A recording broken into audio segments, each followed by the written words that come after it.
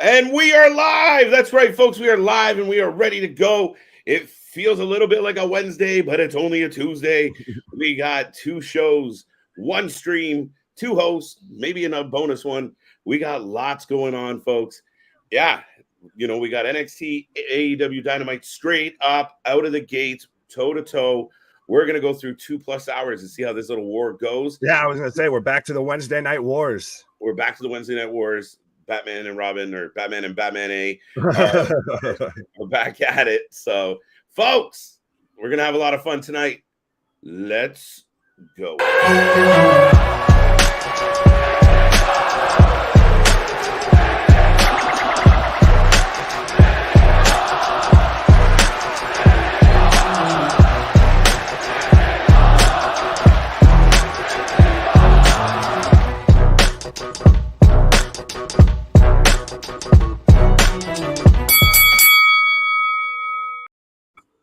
We are live. I already said that. Yes, folks, we are back. Ding, ding, ding. We are ready to go. I hope everyone out there is having a wonderful day. You got Tuesday in the books. Tomorrow is hump day. And it's going to be a little weird because, we're going a little backwards here. Or a little forward. AEW Dynamite is on tonight.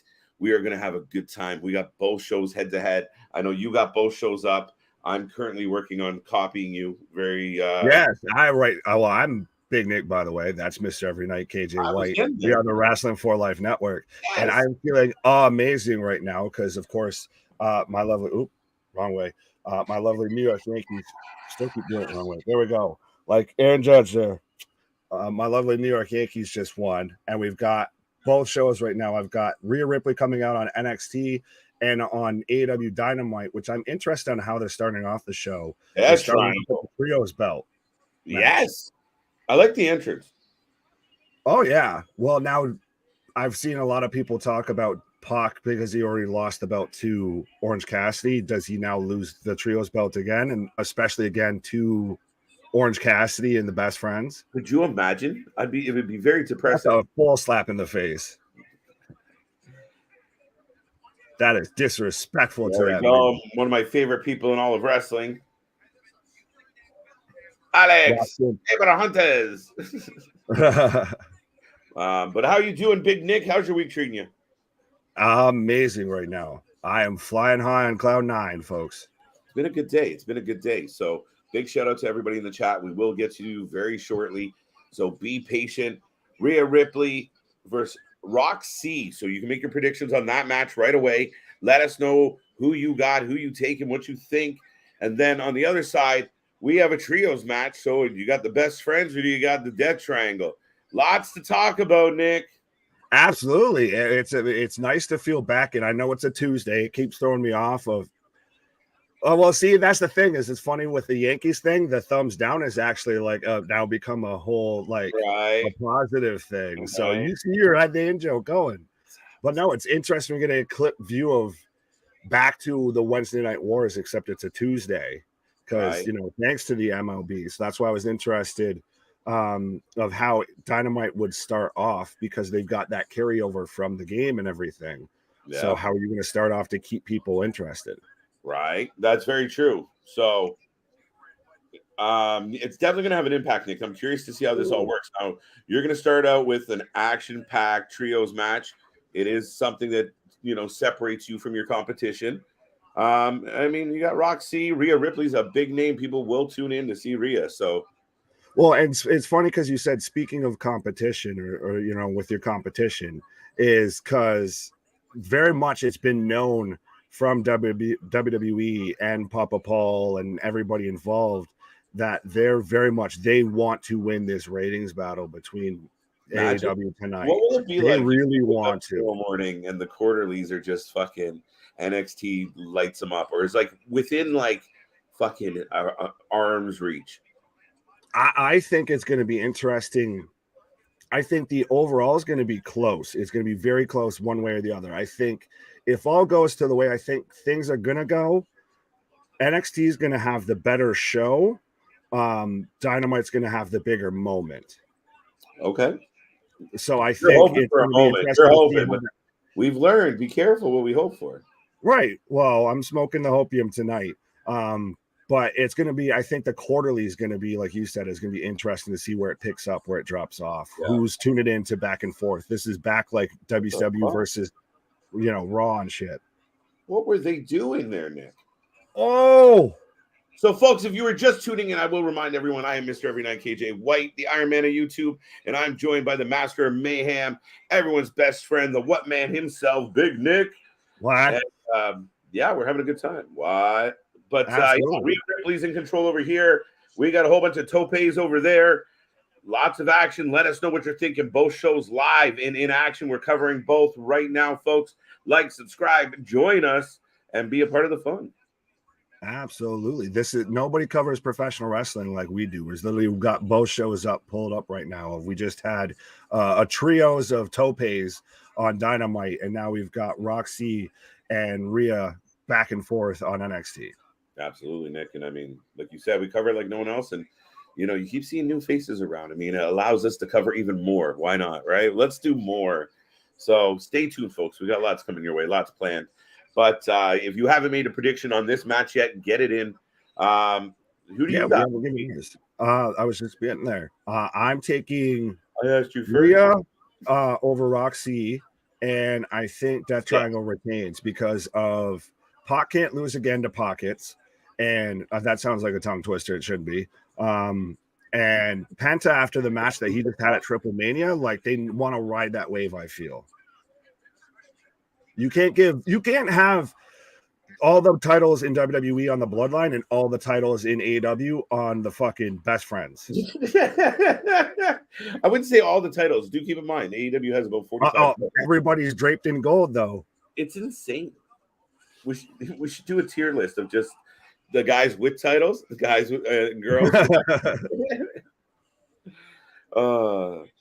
So Renee Paquette's going to sit down with Yuta and Danielson and ask them why they're Moxley's buddies. That's all they are. Why do you like my husband? No, it's just one of those of like, so how does it feel just being Moxley's buddies now? Danielson might be hard on you. It's a little contrived. What's up, Jack? Yes, Damian, Victor, Ashley, DeMarcus, Boss, everybody. We're getting there, folks. Yes, it will. And KO will be on NXT. Do you see that announcement? Yeah, they're trying to stack this. They want to go tit for tat, with Dynamite. They really want to try and, this is Hunter's baby. And now he's got full control and can do.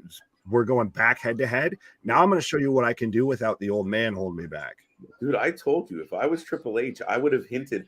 I would have had a QR code on Monday Night Raw that had fucking today's date and spelt out NXT somewhere in the fucking code and have everyone freaking out and tuning in looking for White Rabbits again on Tuesday.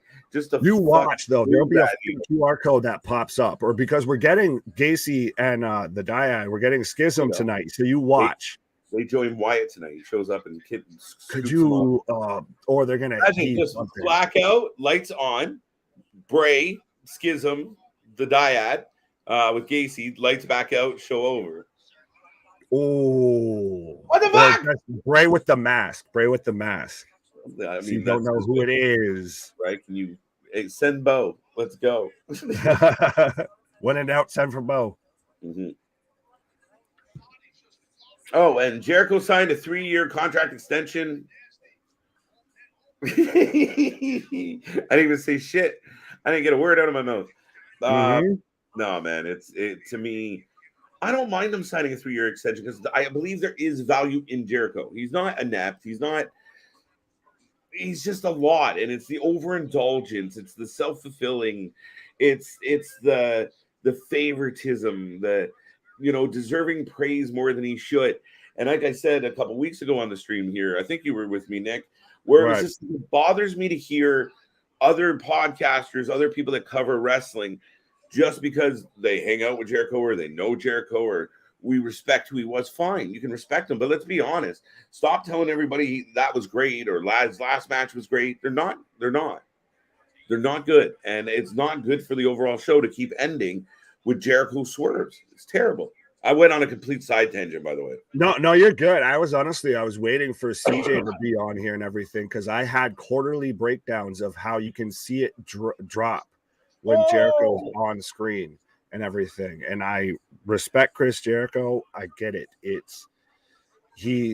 And I'm fine if he wants to sign an extension, all of that. To me, what bothers me with this whole thing is that he's got more of a backstage role. Like he's got more influence within the production and what's going on with the company. That's where WCW got in trouble with guys like Kevin Nash had Booker at one point. Oh shit! Sorry, Nick, not to interrupt, but this trios match is fucking on fire. Everyone's down. Double super kick. You might be slightly. Are we gonna get a duo? I thought we were gonna get a duo styles clash. Yeah, it gets very much into the whole thing to where you can't have on-screen talent, and especially a guy like Jericho, who's Ring of Honor champion, and he wants to be tied into that big storyline and that big storyline. He's got a whole faction, and it's a moment when his song goes over and then goes over. Right, you can't have that person still also be somebody that has a position that works within the production of the company. Yeah, well, CM Punk even still had a quote-unquote office job with AEW. Yeah, that's the trick. Like how that all of a sudden just came to be a thing. But you know what, Nick? I mean, from my knowledge of wrestling history, that type of shit has never worked. EVPs making booking decisions, or whenever the star was in a booking position or one of the big names, it never seemed to go well from my recollection. And fact checkers, you can push back on that one, but generally it leads to a little bit of bias, a little bit of favoritism, a little bit of what shines me up more than others. Well, shit. And it goes, big ass double team move from Best Friends on the Pac. And right now Roxy is making a comeback. I keep switching between her names. But yeah, it's like I said, you look at go ahead. I didn't even point out the Judgment Day all is there. Yes, they all came out together. I didn't even notice. Yeah, I missed it completely. That's their way of getting Finn Balor back on NXT. There you go. I read that rumor too. Right. He might be on. It's amazing what the dirt sheets will put out there. But yeah, you can't have somebody that's a regular on-screen talent that also has creative control. And especially, it'd be one thing if Tony had shown that he was a take no prisoners, hard ass type of owner, and he could, when he puts his foot down, people move. So he could cut the bullshit, as CJ likes to say, he cuts the shit. But that's clearly not Tony Khan. No. We're looking forward to a lot of the action, Damien. I can't wait to see the charming Lorenzo tonight on NXT. The charming throat lozenge? What? Yeah. Face to face between JD, Braun Breaker. Yes. What? And welcome, Curtis.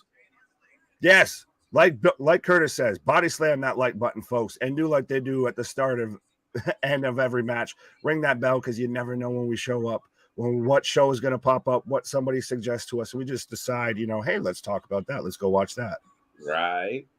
Yeah, you found me. Welcome, Victor. Victor, that's called gimmick infringement, sir. And my attorneys will be speaking with you.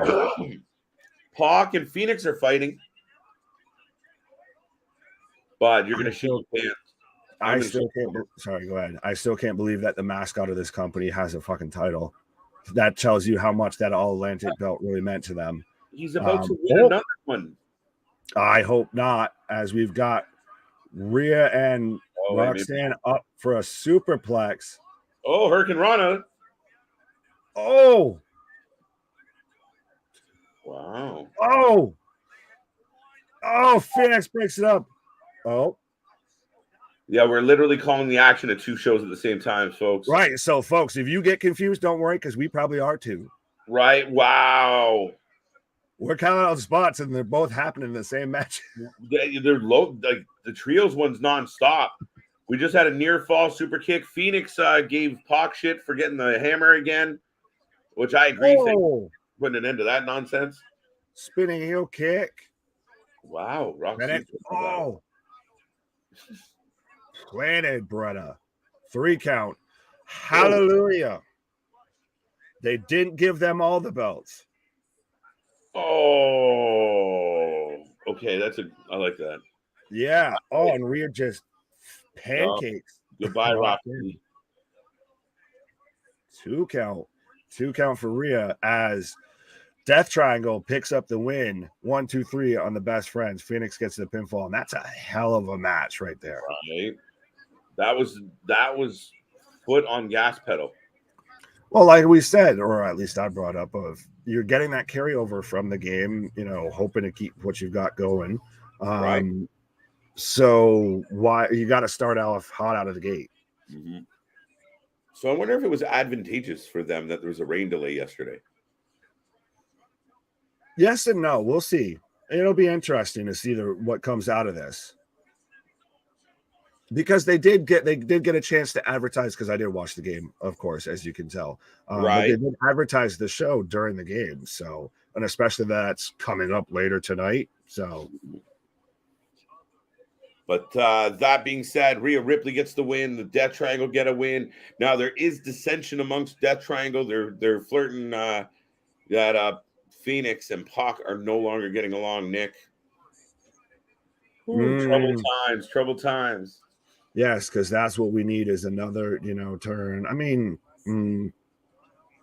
maybe I could see that way. It'd be hell of a matches though. But so I'm so far 2-0. I don't know about you, sir. I mimicked you on the first 2 calls. I hate to be agreeable, but Rhea wasn't going to lose this. Period. Right. I mean, she's one of the hottest things going right now in your company, and on the other side. I agreed with you. There was no I would have shit a cat live on stream. That would have been a real quick stream. It'd be Cass win. There's stream over. That's a rough go, but we're heading towards the main event tonight. Jon Moxley, Hangman Page, and we got some Too Sweet going on. Yeah, so it's interesting to see the OC in NXT when they were never in NXT, only straight from NJWP or NJPW to WWE. I'm trying to get all the letters in there, the whole alphabet.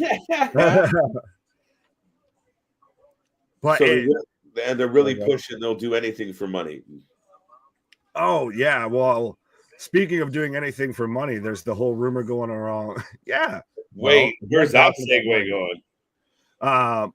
Do something strange for a little piece of change. Pause. But even then, still, there's the whole rumor going along that Carl Anderson's booked for a New Japan show the same day as he's supposed to be in Saudi Arabia for WWE. True story. Right. While he holds a title for New Japan, the Never Openweight Championship. The dawn of NXT is limping on back into the arena. Ooh. Tony D'Angelo. Nice, good Paisan. It's a big night. Yeah, so he gets to pick Dimes' opponent tonight. So who's it going to be? Probably Ziggler. Kevin Owens. Robert Roode. Wait, I'm trying to think of Italian superstars. No, they all got rid of them. FBI with ECW. Right? Never fear, Larry's here. What's up, Larry? We only fear when you're not here, buddy. What? What did I say when Brock returned last Monday? I don't know, Dro. Come on now. You trying to get me to remember a week ago? I sometimes barely remember what happened 5 minutes ago. Yeah, you can tell 2 vitamin users were just asking. Right.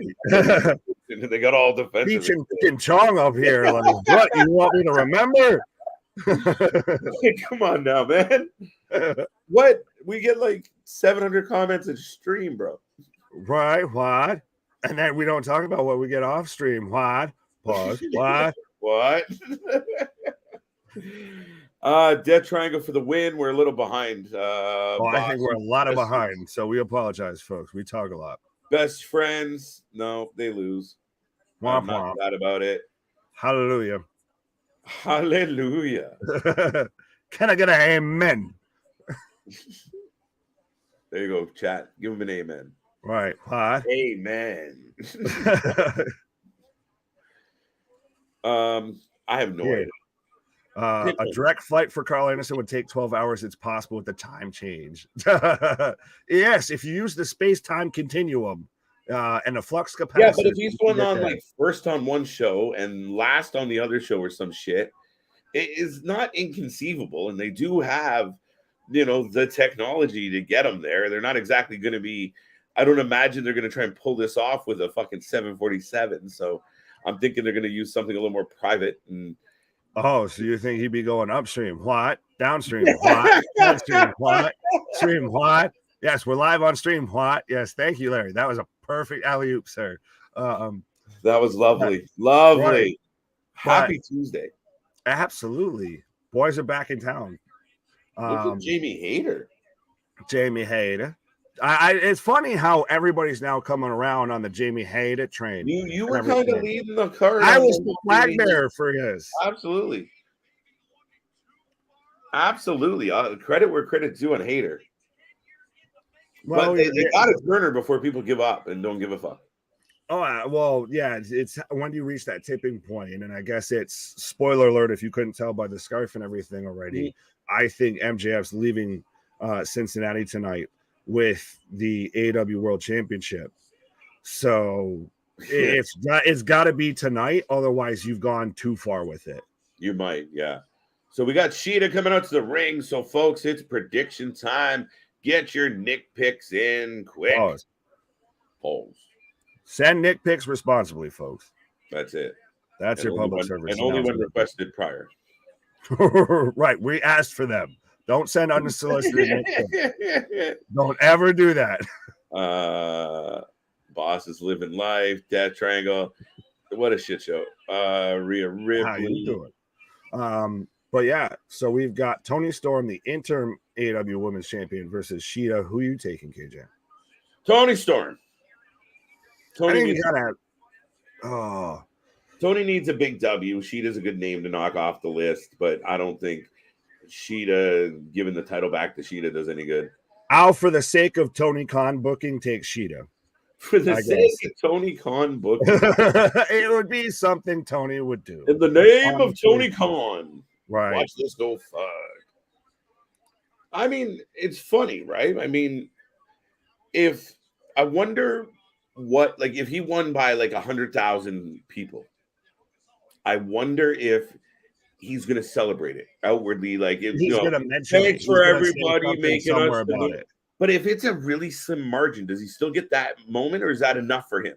If it's one fucking hair over, if his rating is that much better, will it matter? Will it force him to go quietly? Yay. Well, here. Oh, I like how you threw the A in there, Captain Canada. But it's still one of those. It's almost, even if he does, who's to say? The rest of the circus performers there, the ringleader can't keep in check. That tweet something out, that say something on a podcast, all of that. So that's the thing, is you have guys like Jericho and all of that. You have the Young Bucks. Well, the Young Bucks are still getting legal action, but then you've got Uncle Dave that might put something out, might leak something out. I don't even, dude. I think I know what you said. What? I think I lost you somewhere in the middle there. I'm saying that even if Tony Khan is fine with this, who's to say that someone else in the company that's quote unquote now, as we've seen him with Chris Jericho, that has a creative position or that's a prominent figure, doesn't put something out as well of boasting about the ratings? Oh, highly possible. There we go. Right. Okay, figured it out. That last little was handy. Did you hear about Kevin Owens? Yes. And Alexander, I'm pumped. Yeah, we instantly started talking about it when they released that news. And I mean, everybody knows we got to talk about KJ's doppelganger over there. Right? I mean, thrilled that we're going to get a little bit of KO tonight. Yes. Is Brock a heel? Yes or no? Yes. That's a difficult question, but I'm going to say yes. Yes. That's what they're, I feel like, trying to do, to where he shows up, he disrespects Bobby Lashley, he costs him the U.S. title, and then he still comes out there and he jumps right at Bobby Lashley, and Bobby Lashley's the one that gets the send-off move and gets, the hands up. you know. Hey, look at us here. What? I've got Tony Storm and Sheeta going on in the ring and Well, AEW NXT right is now. back So from folks, commercial. So you pay attention more to AEW. I'll pay attention to NXT. that's what we've been doing. Yeah, okay, just double checking because I think we were both. Oh, they couldn't figure out what to do with them on SmackDown or Raw, so they sent them to NXT. There we go. So Shinsuke has been brought out by Tony D'Angelo, but not what I expected. We were trying to think of some, fellow paisans that might be coming out, but no, not today, not today. No, well, and so clearly, folks, I guess I don't know. I hate to ask this, but get your predictions in. Yes, sorry, I'm popping. I don't care. That's a mark moment for me. They brought back the spotlight, Nick. Oh, there we go. It's old school Nakamura. I halfway almost accidentally just did his theme song there, just popping for that, like trying to figure out. Everyone's like, what's up, kid? No, listen, they took away Nakamura's spotlight for a minute. They didn't do it the same way. They didn't drop the lights the same way for him when he went to the main roster. Well, we got old school, yes. It's one of those of, like how everyone got upset with Karrion Kross of he was really cool in NXT, and then you kind of got glimpses of that, and then they just took everything that was cool about him and made it shitty. That's pretty much what they did with Nakamura.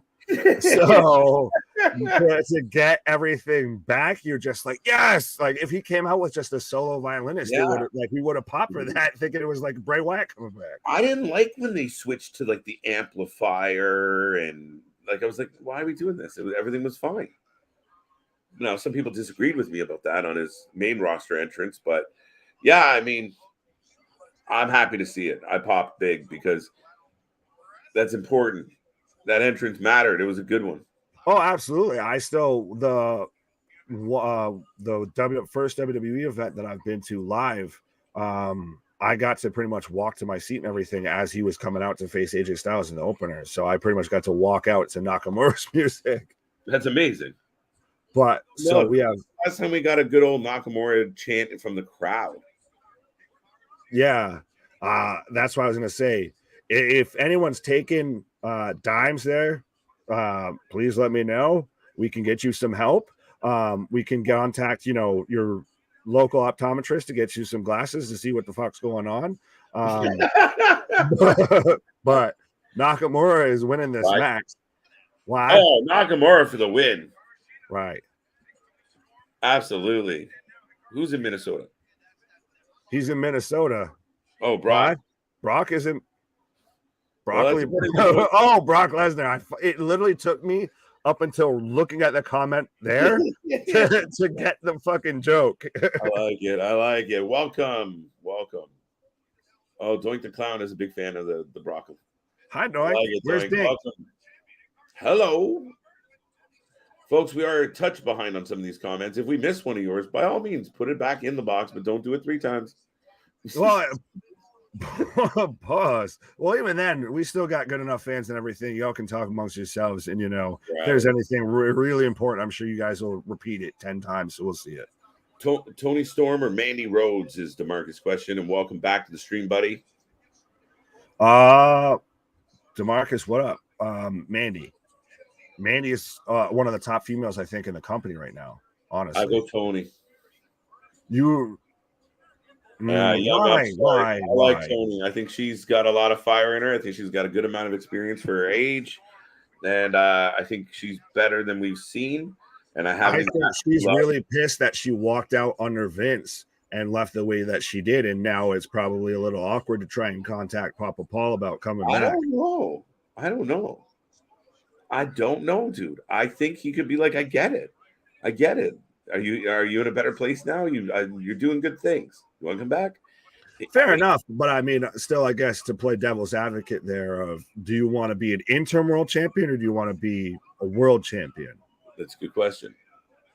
But I think she loses it when Thunder Rosa comes back. Right. So you think that Thunder Rosa just comes back and takes the title back? I think she might. So all of this build up just for her to lose? Maybe. Oh, wow. I'm nervous about it. It wouldn't be the way I would necessarily go. So it's interesting, but fair enough. I think it's possible. I want to click on this one. Rocco, another good Paisan, saying, rumor is Brawling Brutes versus Bloodline and War Games, so they need more people, maybe Drew and Riddle or KO. If that's the case, do Sheamus versus Roman at Rumble. Well, that wasn't going where I thought it was going when I started reading. Not at all. But I still hold steady by this idea, and I've seen other people now catch on to this, that we get Bloodline versus Brawling Brutes versus Imperium War Games match. Yeah, no, I mean, a lot of dots to connect on that one, but you have been saying for a while, triple threat war games. I mean, it'd be crazy. We saw it with the IC belt match on SmackDown. True. Oh, big back elbow by what is this? 2 stacks? Dimes. 2 stacks is the one that went to AEW because he got released. I have Tony Storm right now just German suplexing Sheeta. All right. Oh shit. Oh, big elbow. Go, Tony. Oh, big kick. Kid putting up a fight with Nakamura a little bit, Nick. Well, I don't like that, honestly.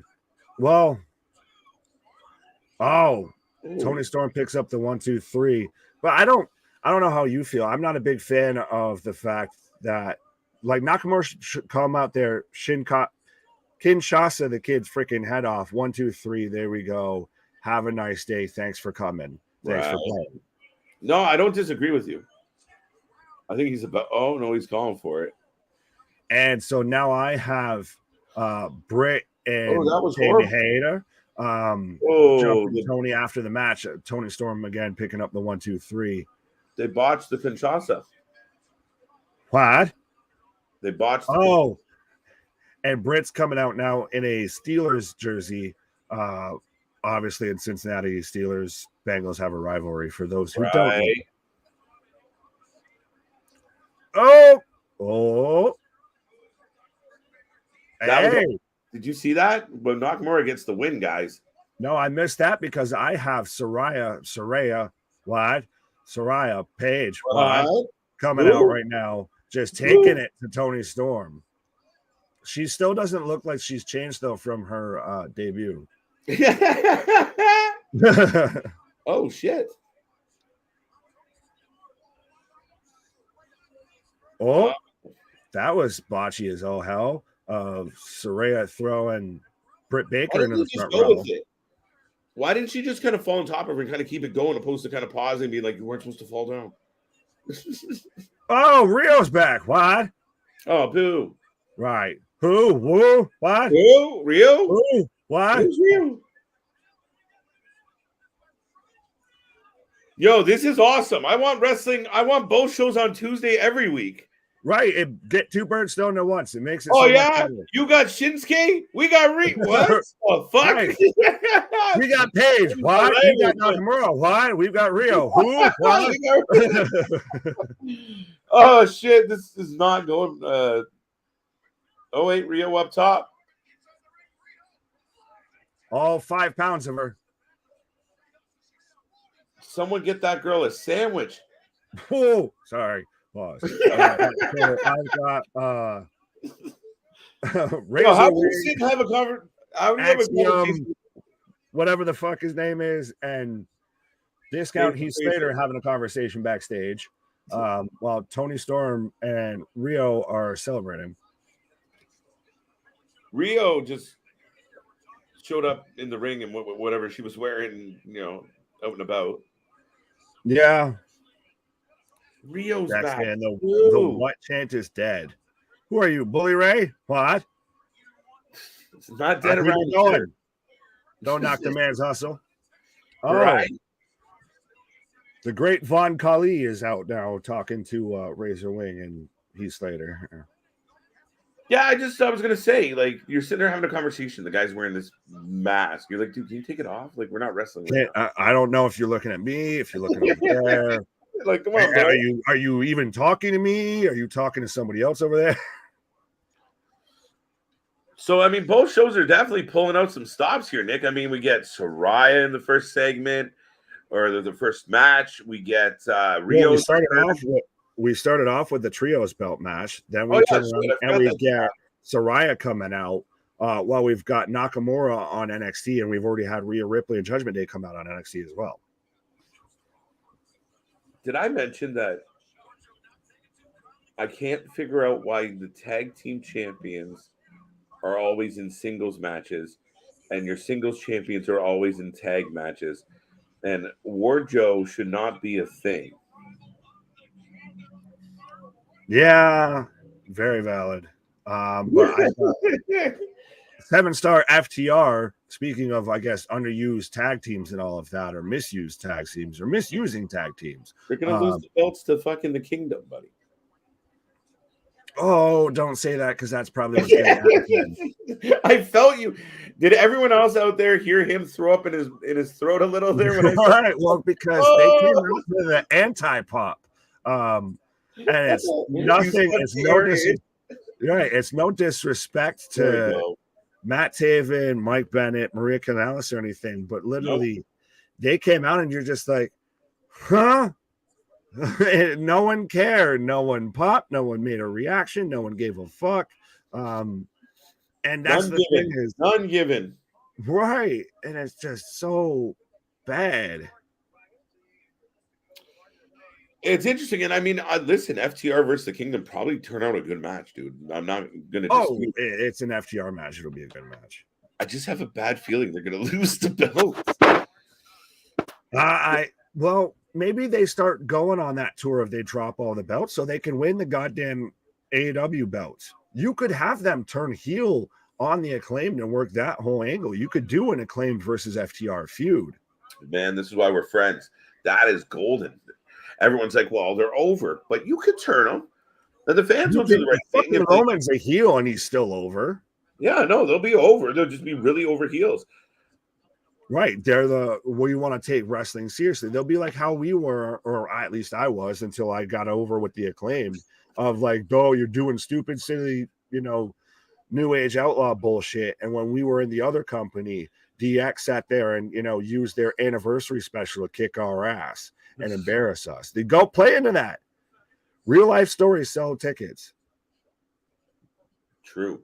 Now I got I know you do too. So Swerve and Lee are kind of having a chit chat with FTR right now. Could produce a really good match. Oh, absolutely. I think that would be a phenomenal match. I think Swerve and Glory are starting to kind of find their groove. Maybe, hopefully, knock on wood, as a tag team. I like them, but I'm saying working as a tag team. Yeah. No, kind of wrestle like two singles guys putting a tag team. Yeah, true. I mean, and we saw some of the tandem offense they've sprinkled in, like the moonsault off the chest is kind of cool. And, right. But they are that yin and yang, right? Big, powerful, slow, slower. The quicker, agile guy that just gets around. And even with their attitudes, Keith being all kind of, like sounding like a psychologist up in here, and Swerve bringing a little more heat and a little more fucking swag to it. It plays well. It's a really good odd couple. I think they would have been good baby faces too if they could argue with each other. But I like them, dude. Oh, absolutely. I'm a big fan of them. And can I just say real quickly, I do like the way Keith Lee does his promos and everything. I feel like because at times I kind of talk like him a little bit of the dramatic pauses and everything. A little bit. I can rock with it.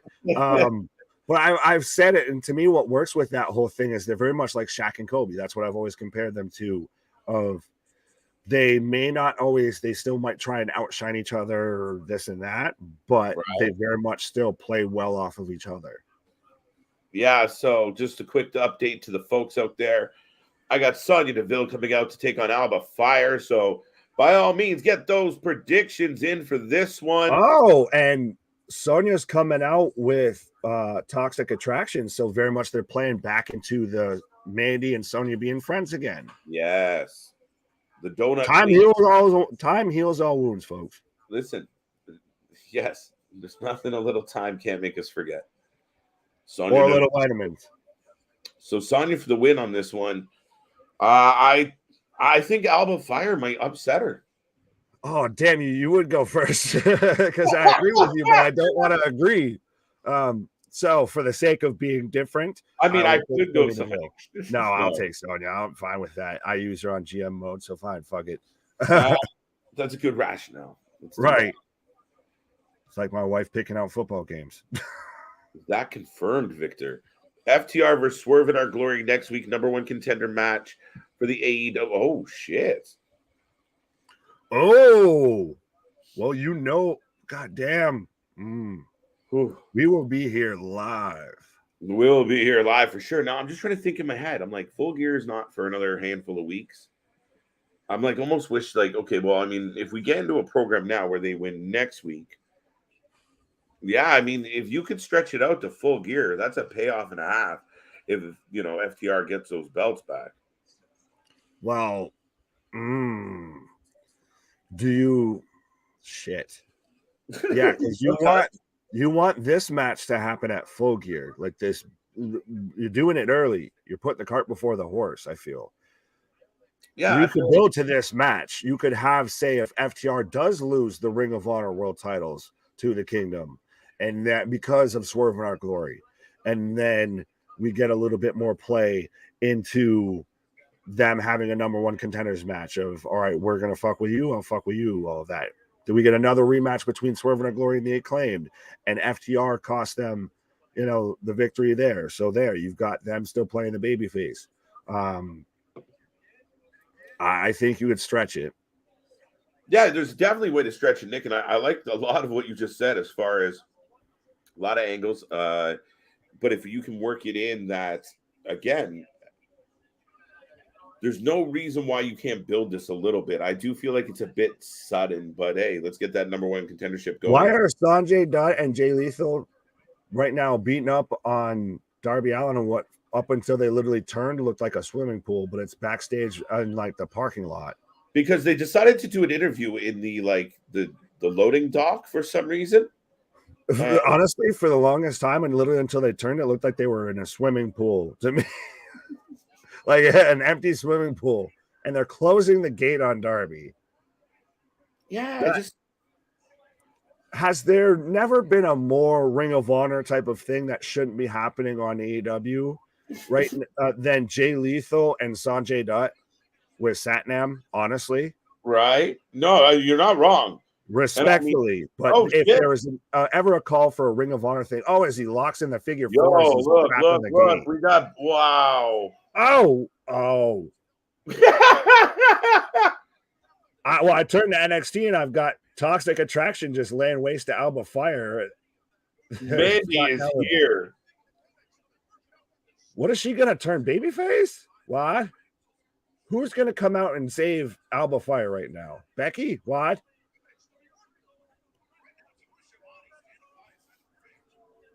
Or is Sonya taking over Toxic Attraction and then Mandy's going up as a solo act? What? Could you imagine that's the play, that Sonya stays down? Maybe. What? Oh. As I'm getting MJF to come out and confront. We're getting a promo back and forth between MJF and William Regal right now. Like, hey, hand it forward on whatever device you might be using. If you're, old and you got a VCR, whatever you got. If you got to stand on your roof with rabbit ears to get this signal right now, you want to see this back and forth between MJF and William Regal. Right. There you go. Here comes MJF. What? Well, they can't really screw this up. Oh, how that? So there was no match. Alba Fyre's now holding the NXT title with a baseball bat, pointing at Mandy Rose on NXT. How's she overcome 4-1 odds? Well, what she did was she fought away. She flipped Sonya, then got the bat, beat them all with the bat, and then threatened Mandy. Mandy rolled out because she clearly can't wrestle in that outfit. Oh, yeah. Well, those heels, just to run in those heels, to try and run the ropes in those heels, you'd break an ankle.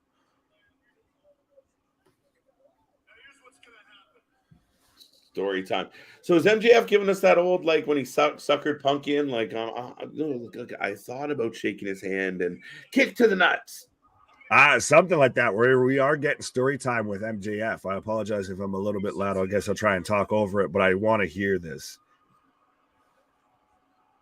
You're good, bro. You're good. Sweet. I had to wait. Yes, he is, because he's when I was 19 years old. We're going back through story time. Sorry. Here we go. MJF is out. He's the best on the mic in professional wrestling right now. I even saw, and this is funny, that he tried to like kind of put it out there that him and Heyman are distantly related. That's a good shout because I think I'm like, ooh, I'm not ready to give him that number one spot, but he's up there. So those two together, oh my God, the world would implode. Yeah, like if there wouldn't be enough mic time to go around. Oh fuck. The microphone just melts and gives up. Just fuck this. I'm out. I quit. Right?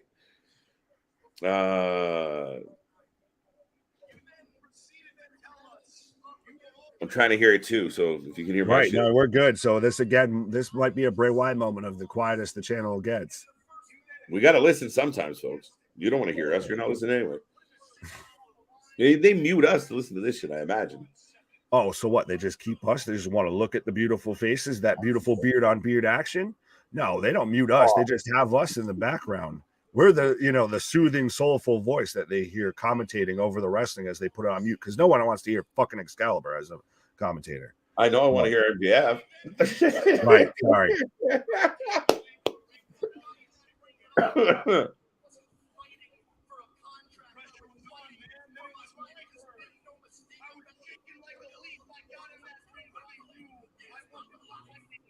He is so babyface or heel. He could do it. You blink and you miss the turn. Yeah, no, he goes sharp. He goes sharp left. Like he hangs a dog leg quick and goes. He just completely hits another gear and dude. I mean, it's outstanding. And again, he does it in multiple directions. Like pause. But yeah, no, he really does. As far as he can go from being that playful baby face to right into that heel. He can play it completely the other way where he's being soft spoken. He turns it on. Yeah, he's really solid, Nick. Nobody's gonna argue that. Oh, absolutely. He's going through of him auditioning for NXT or for WWE. Yeah. The greatest trick the Devil ever pulled was convincing the world the Devil that he didn't exist. And that's 100% with MJF. We saw him do it with Punk, and I feel like he's somehow making himself the babyface in this situation. It's so there's got to be a weird heel turn here. How do you boo him? But you know what's crazy? If you think back in wrestling, like kind of the William Regal heyday, in the realm of wrestlers, was he like if you said name a big wrestler, would William Regal size wise come to like the top of the list? No, he was kind of average, right? Right. But you look at him standing next to MJF, and he's much bigger than MJF. Well, it could also be the way the camera is positioned. And the world is flat. Hey, I don't give a fuck if it's a goddamn triangle. I'm walking on that motherfucker like I'm a king, goddamn it. Right. Calling it now, MJF won't cash in tonight. Ooh. Don't break my heart. Don't do that to me. Don't you put that evil on me, Carlos. Oh, by the way, if you haven't made a prediction, we got by the way, NXT is happening too. Yeah, sorry. What is this a fatal four-way? No, tag team match between Trent and Carmelo versus Wesley, and you're gonna have to help me with this man's name with a double drop kick off the rope. I know it. Damn it. Yeah, top 20. We'll get there. Good choice. He's so good. He takes my breath away when I'm talking about him. Because I can't remember his goddamn name. But MJF just pulls you right in. This is going to be, I want to see the numbers on this segment of how many people click over, because this is what you put against this. I mean, if you're going to put it against it, you're going to lose against MJF. So why do it? Right. But then somebody just said, when's Regal going to speak? Let him have his moment. But pardon me, if this goes the way it should, Regal will have his say. Give this the 10 minutes and take this into the hour. Absolutely. I'm still expecting that more than anything else. He just takes him out with the brass knucks. Oro Mensa, that's right. It's the thank you. Sounds like Oro Mensa. What? You need to be from a Mensa convention to remember his name, because you have to be smarter than us. Because who gives a fuck? Oro Mensa. Oreo. I hope that's an anagram for something. When is Regal going to speak? We're waiting on that. MJF is reading off text messages from Regal right now.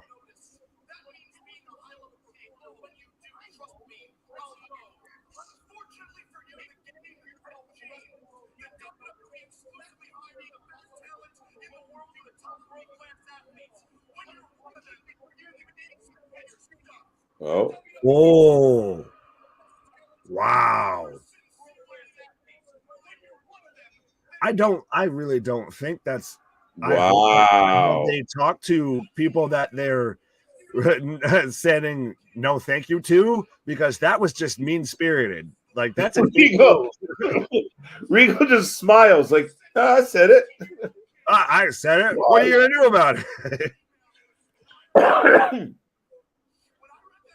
Do you feel besmirched? My little treacle tart? Of course I said that would be some.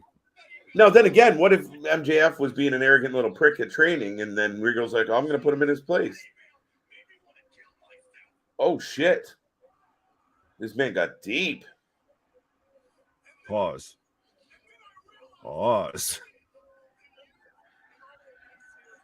But see, you keep doing things that are like, it's interesting for a heel, man. Like, it's interesting.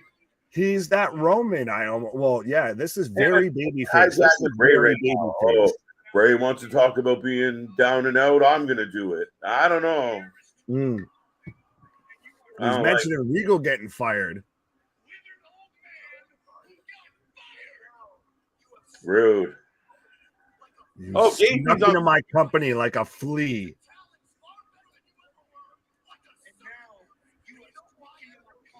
Oh. All right. Video package from Gacy. Yeah, this is new and bright. Yeah.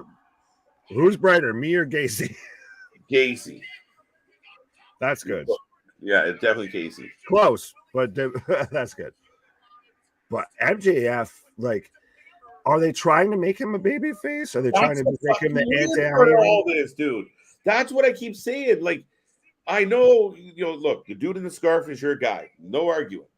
Now, what are they doing to your boy? Like, he is so good as a heel. And we know he can work babyface. But why are you not riding the absolute sharpest edge of his heel right now? 2 weeks in a row, we were getting this flip-floppy bullshit. And I think it's because Jericho likes him as a heel, as a babyface. That's what I think. But do you not just ride this insane just tweener roll? Like, no one does this tweener thing. Moxley tried to do it and couldn't do it as well as MJF is doing it right now, because he literally just sat there in Regal's face with all of the enthusiasm, said, and do you know what I'm going to be? I'm going to be the AEW world champion. And literally with every word that man said, the crowd rose a little bit higher. Look, now they're getting the slow clap. They're standing. And this is in Cincinnati. This is in Mox's hometown. I'm telling you, like, you ride this tweener, or if this is does the world right, we just fully go into the Twilight Zone, and MJF cashing in and winning tonight and leaving Cincinnati, Mox's hometown, as the AEW World Champion. And they're booing Regal. Dude, they're booing Regal. What the fuck is happening? Bizarro Land. Welcome to when people watch WWE in Canada. So this guy hijacks Moxley in Cincinnati and walks away with the belt, but with the crowd cheering. Is that just too much to ask?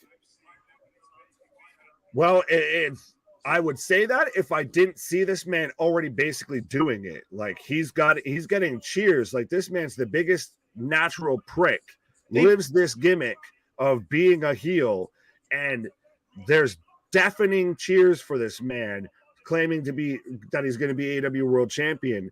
And they're booing, like you said, William Regal, one of the most beloved people in professional wrestling. Listen, sorry, Regal is fucking murdering it and reminding everybody who owns a fucking microphone around here.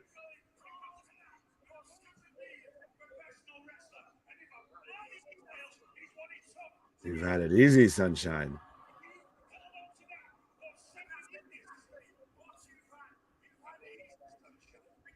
Just, oh, ladies and gentlemen, just a work of fucking art. And these two together, it's been phenomenal. Though I don't love what MJF's saying, he is so good saying it.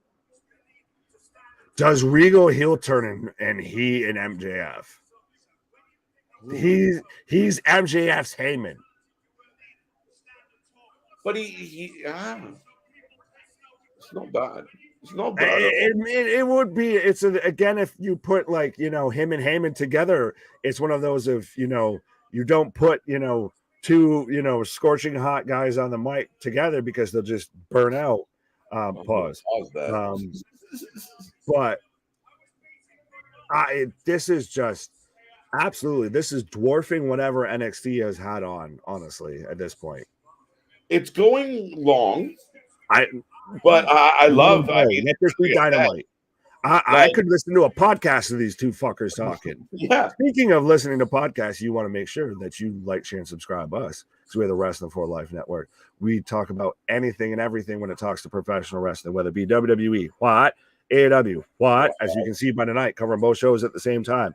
NWA, what, GCW, what, XPW, what. I'm probably missing half a dozen promotions that we do a lot. We do a lot. Right. We do a lot.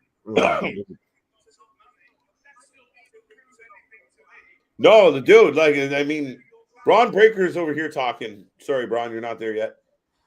The back and forth between the two are great, but William Regal, man, he came with fire and then just pulls it back and gives him that sunshine line. Like so softly hits him with it because it's more insulting to come soft in that moment. I love it. Well, it's because MJF's like that Heyman of that just pure hot fire coming off the microphone, and Regal's that nice little subtle, that I guess the British touch, the UK touch of it's a little, that cool chill to come through. Yeah, slow things down a little. Wait, what the fuck was that? What? Yo, sorry, Kevin Owens and Braun Breaker, or is Kevin Owens and Braun Breaker, and what? Fact checkers. KO is going to be the mediator between Braun Breaker, Ilya, and JD McDonough later tonight. Is that what you're asking about? Donut? Yes. Oh. Regal saying, "Take your shot," as he turns his back. Cameron Grimes on the way out to the ring. Of course, he will be joined by the Good Brothers tonight. See? MJF hesitates again. He's pure evil. He's the devil. And as much as the devil might try and get you not to believe in his existence, he's still the devil and will strike when given an opportunity. He looks soft right now. He doesn't look like a devil right now. I don't That's like baby face. That's your setting. Like I said, maybe you're setting them up to be together. But outside of, unless you're making him a baby face, that's a very valid point that you brought up there of whether he's cuts a baby face type promo or whatever. That's when he turns and he clocks him in the back of the head. Right. But Regal just undressed him, chewed him out and got the last word and walked off on him. It's not to me, that's not what you do with MJF right now. Yeah, it's going to be, there's still an hour left. It's going to be interesting to see what they do, but they have to course correct here. I'm surprised. I'm getting the little Ring of Honor video. Right. Here. I'm surprised they didn't edit Cody out. Yeah, he owns the copyrights. He owns the tapes. So. But yeah, man, I honestly, like you said, you're wearing the scarf. You're an MJF fan. And then you know what? If he ends up winning the title tonight or any other night, it might be a non-point. But again, this whole, Like you heard Jericho at the All Out press conference, the scrum saying, "Oh well, we were talking. I'm talking to MJF about being a babyface, and he's nervous." We're like, dude, what are you doing? Like just shitting on this whole kid's aura, this whole kid's vibe. Well, it's even that. Why do you want to make him a goddamn babyface? Listen, if you, sorry, Nick, not to interrupt, but if you look at MJF without him even speaking and think, I think this guy's a babyface, then there's something not clicking up here, Jericho. And if you've been around wrestling as long as we all have, look, he can do it. We know he can do it, Nick. But just because he can do it doesn't mean that's what's going to make the biggest money. Absolutely. Right now. Just because you can do something doesn't mean you should. But to me, it would have been so much better, regardless of whether you want to make this man a babyface or a heel. You don't need to do that tonight because you're not going to do it tonight, especially with that we just saw. What you should have done is he has no promo segment, no nothing like that. He's not mentioned. He's not advertised for the goddamn show. Right. And then Moxley wins, goes over Hangman because honestly, that's still what should happen. That's my prediction. And then he comes out and he cashes in the chip and then he wins the championship that way. You would have had the crowd in the palm of your hands and they would have turned right then. Or they fucking pop and there you go. Now you know that you need to go with him as a babyface. Yeah, but I don't think he was. I think MJF is good enough, and we've witnessed this, that he dictates where the crowd goes. Right? When he comes out and he does his thing, he's good enough to push the audience where he wants them to be. So if he doesn't do any of this kind of flirting, I might have a conscience, you just brought him back a few weeks ago as the Deville, heartless, soulless, anything to win, anything to get over. And already the Devil's having a conscience. The Devil's thinking twice. Right. Man, I don't know, dude. To me, it's a tough one. Oh, absolutely. Yeah. The way they're going about it is wrong. That's the thing. It's you could still do it if you wanted to really do it. It's not a great move, but it's a move it's one of those of, like I said, I think with what I proposed, if you did it that way, then you're testing it naturally in the water of if they cheer for him, then you go babyface. If they boo him, you go heel. You don't get mixed up in all of this. You don't worry about any of this having a conscious stuff because it doesn't happen. I'm shocked that the crowd booed Regal. I'm shocked. I mean, he did win them back, obviously, because it's Regal. But the fact that MJF rallied them up enough that they turned around and booed Regal, yeah, that's impressive. There you go, Rampage. Yes, the Acclaimed in action versus Josh Woods and Tony Nese, I believe, is what they just advertised. But we also have Cameron Grimes and the OC, the Good Brothers versus, I don't want to keep calling them the Schism because I feel like I need to pause after every time I say it. So I'll just call them the Dyad, Joe Gacy, and what should still be the Grizzled Young Veterans. So if you haven't given me a prediction for that match, let me know.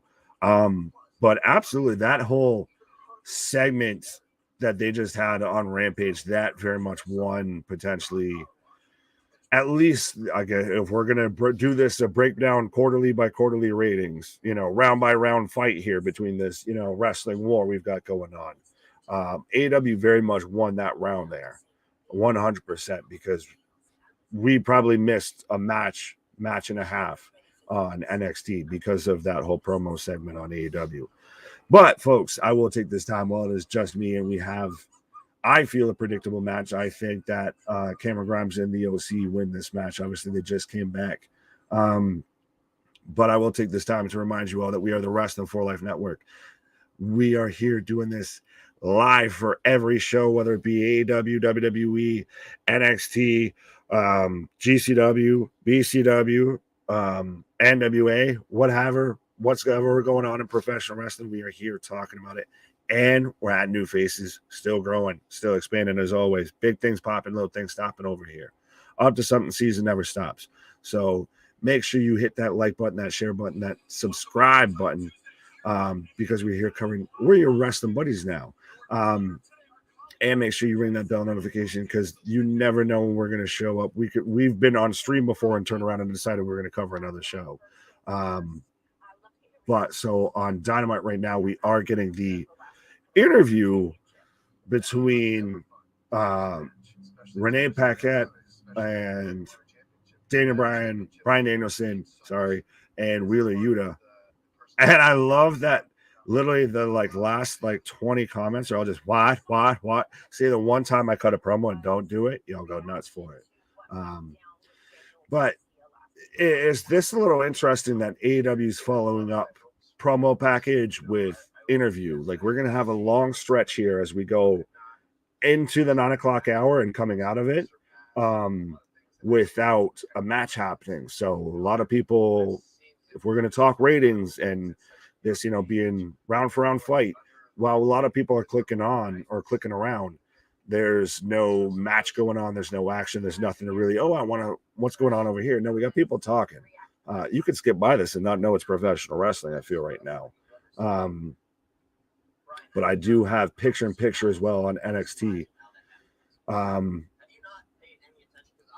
But they're talking about the whole Daniel Garcia turn that happened last week, which they completely messed up that whole storyline. That was a waste of nothing. That reeks of Chris Jericho's involvement with that whole situation. But I think that's now just led them to nothing, and it's made Brian Danielson look weak. It's made the Blackpool Combat Club look weak. And Yuta walks out on Danielson saying how him and Claudio agree that makes us so. Yuta agrees with me. The swerve is Yuta joins Jericho Appreciation Society. No, because that man would not look good in that much purple. That man shouldn't be wearing no bucket hat like that. What nine stages of hell is this? Are you talking about Dalton Castle coming out right now? So, folks, while we have the Dyad versus Cameron Grimes and the OC on NXT, we've got a Ring of Honor World Title match right now on AEW. We've got Dalton Castle coming out with the boys, part of the Ring of Honor Trios Champions, taking on Chris Jericho for the Ring of Honor World Title. Let me know who you're taking for this match. Yes, the Peacocks are out. Victor saying, you want a scissor promo? Scissor. Pause, Victor.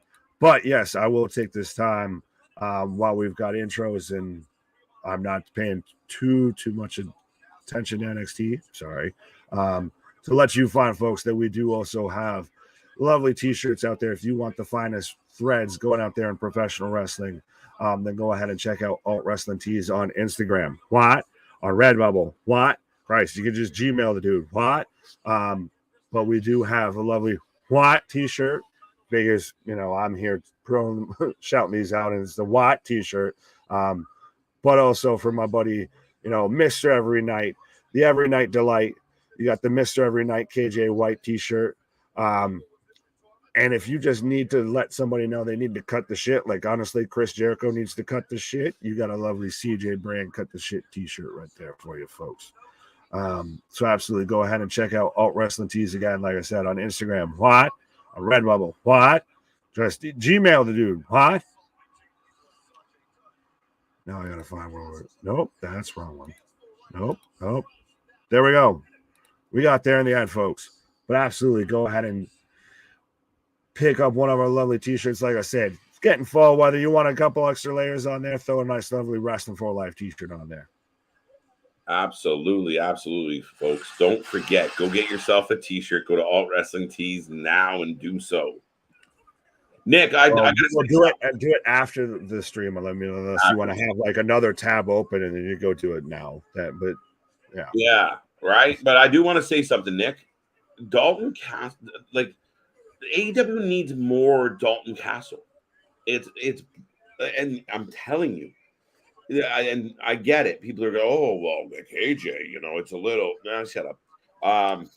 the point is, it's over the top, it's flamboyant, it's eye catching, it's interesting, and too much of what AEW brings down the ramp is generic. That caught my attention. It was Orange Cassidy until they used him too much that you got sick of it. And we've got the whole crowd singing along with Judas right now, as we've got Bucket Cap Hager coming out right now, just looking like straight out of a 90s Backstreet Boys in sync music video, with a bucket cap, no t-shirt and jeans on. Just looking like the man. Wow. Right. But yeah, if Dalton Castle don't have to slow the match down for Jericho like Bandito had to, Dalton will win. Dalton's not going to win, and it's probably going to be a victory. One of these people just signed a 3-year contract extension with the company. The other one, they brought over from a company that they don't know what the fuck to do with. So Jericho's winning, unfortunately. No, you need more. You need more Dalton on this show. I'm pretty sure. Did Audrey have the belt upside down? Potentially. Oh. There you go. You are staticky, sir. Oh, am I staticky? Something sounds like it keeps bumping against your. Maybe your beard is just so glorious and so magnificent that it's rubbing against your microphone. A little. Oh no, I can't do that. Never mind. Let's move on. Wow, way to fuck up my music library, asshole. Not you. Him. Someone out there got what just happened. That exchange between MJF and Regal was pure art. Robert, you're not wrong. It was very good. Not my. I like it, man. I just wish what MJF was saying was different.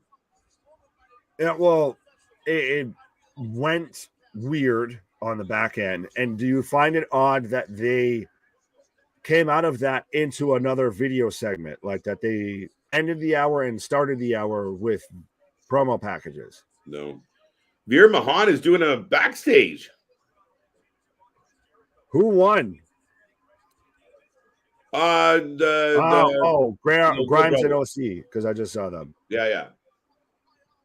But we've got the No Way Jose, the Adam Rose run around the ring with Dalton Castle. The Peacocks are fanning Castle. Right now, Ashley's at home losing her mind, happy as a pig in shit. Where's Ashley? Ashley, get in this chat. I know you're out there somewhere. If not, I'm sure one of your kids is floating around. Have them comment in the chat.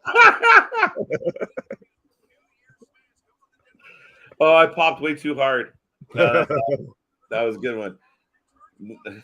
I try to be funny sometimes. The girl's definitely becoming family if we're popping those ones. Oh, absolutely. I think she's been family since day one. I mean, Christ, we got the kids involved, everything. I feel like I'm Uncle Nick. I need to make a trip down there, to show up for,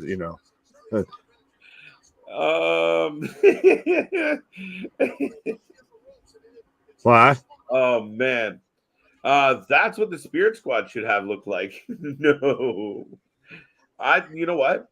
I kind of missed this. Like, I missed out on the Spirit Squad. No, you didn't. Right? Like, no, you fucking didn't. I don't know. Getting like oozed and shit, and young Dolph Ziggler. Go watch Nickelodeon from the 90s. You didn't miss a goddamn thing. Go watch Double Dare. Same shit. All right, we got Takeda and Stark signing a contract, but I don't think anybody's looking at the paper. Not going to lie, but the words NXT and AEW sound like a military group than a rest. Well, that's coming from a war veteran. Maybe that's why. Well, we've got a wrestling war going on right now. I've been halfway trying to make it like round by round here. So far, NXT's been goddamn. Wait. Sorry, Nikita's on screen. No, because listen, Castle is his character, right? He pushes that envelope. He pushes that limit where are two guys acting like something they're not. and it's uncomfortable and awkward for everybody. So what you're saying is that if LA Knight, Max Dupree came out and said, "I'm a peacock, you got to let me fly," it would have been over his shit with you? Is that what you're saying? No, because it's not to him. You got what I'm saying is Dalton's Dalton.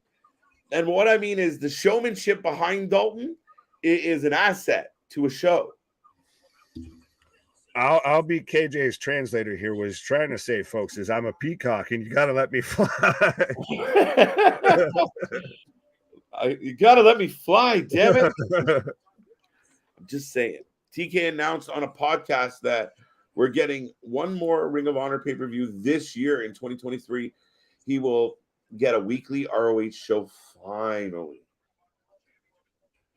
I'll believe it when I see it. And interesting, we want to talk about Tony Khan's on podcast and everything when we have Ariel Helwani talking about how Tony Khan was probably one of, if not the most difficult interviews that he's done.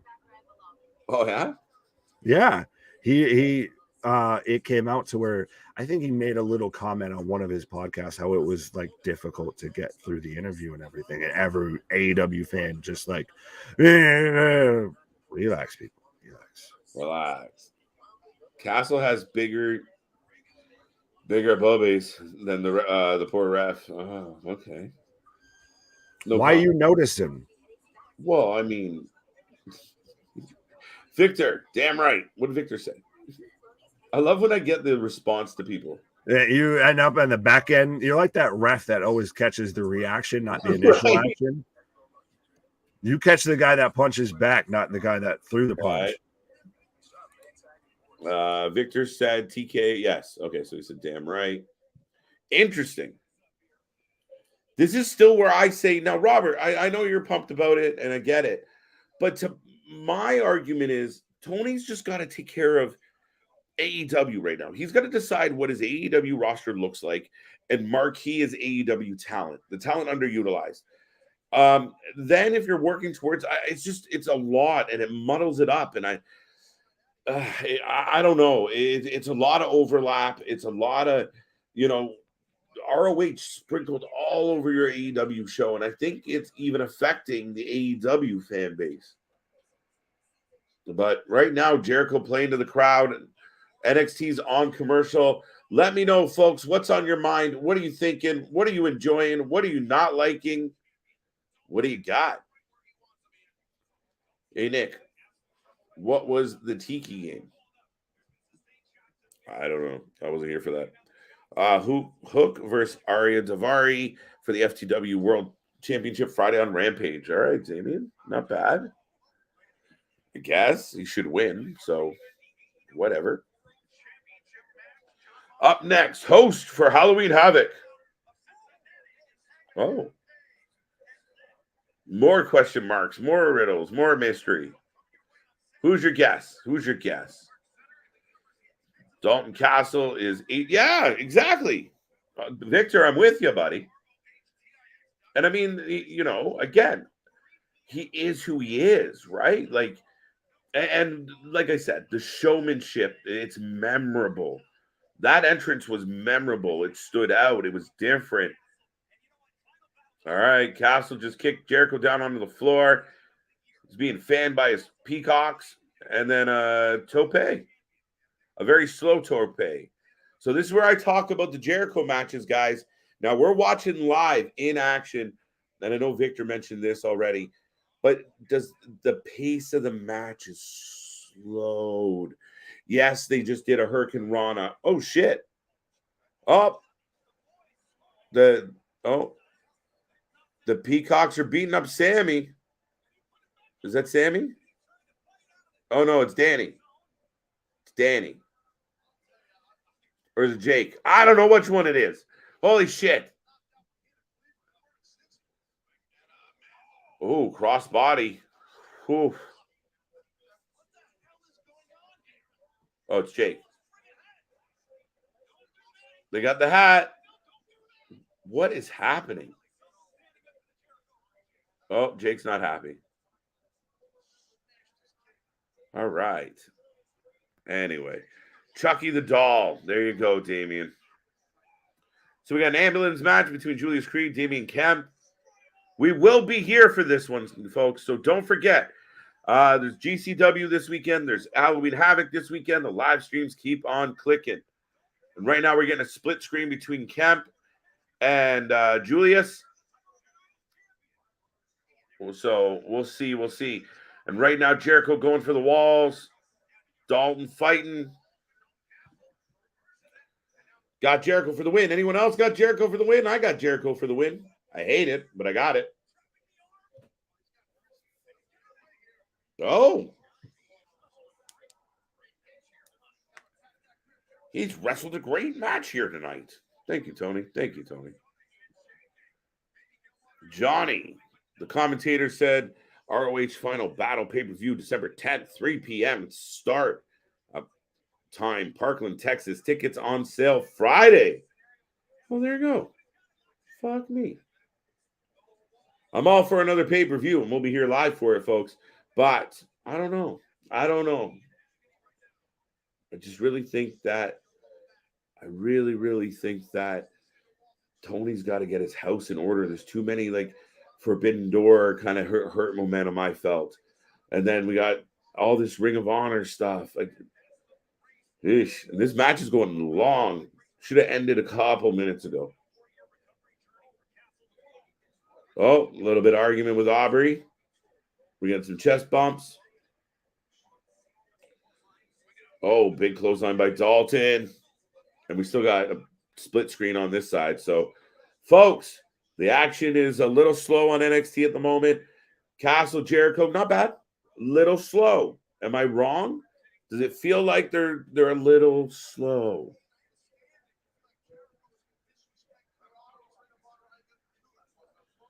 Chops, forearms, chop, forearm. Back up. Oh, there goes Dalton off the ropes. And yeah, this. Whew. Nice. Castle hooks him. Wow.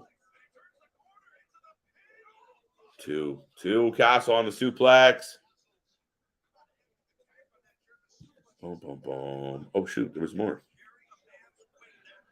December 10th is my birthday. Larry, guess where we'll be? Dun, dun, dun. Happy birthday. What else we got? I thought it was at the bottom. Apparently, I didn't hit a button, so I missed a few. Where were we? Finally.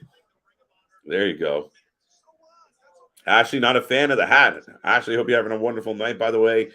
Folks, if you didn't see Ashley, she was on the show on Friday and on Monday. So check out those streams, and Ashley will be returning.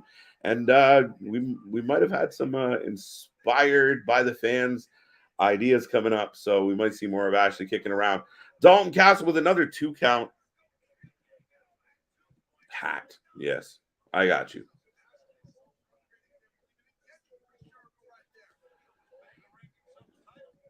Toy Hunter.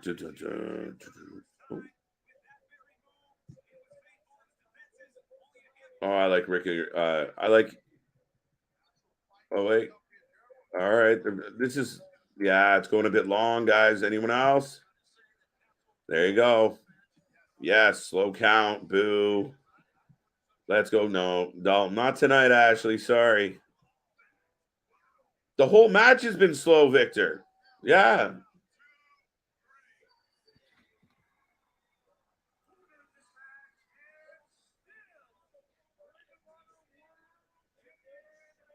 Hey, Shotzi is in the house.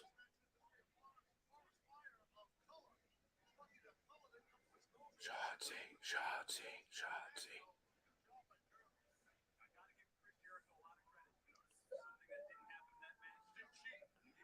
Shotzi Blackheart in the house.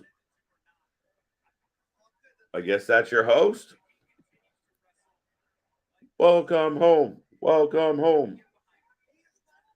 All right, Jericho's rolling out. The rest of the jerk offs are here. Oh, Jericho's got a mic. Because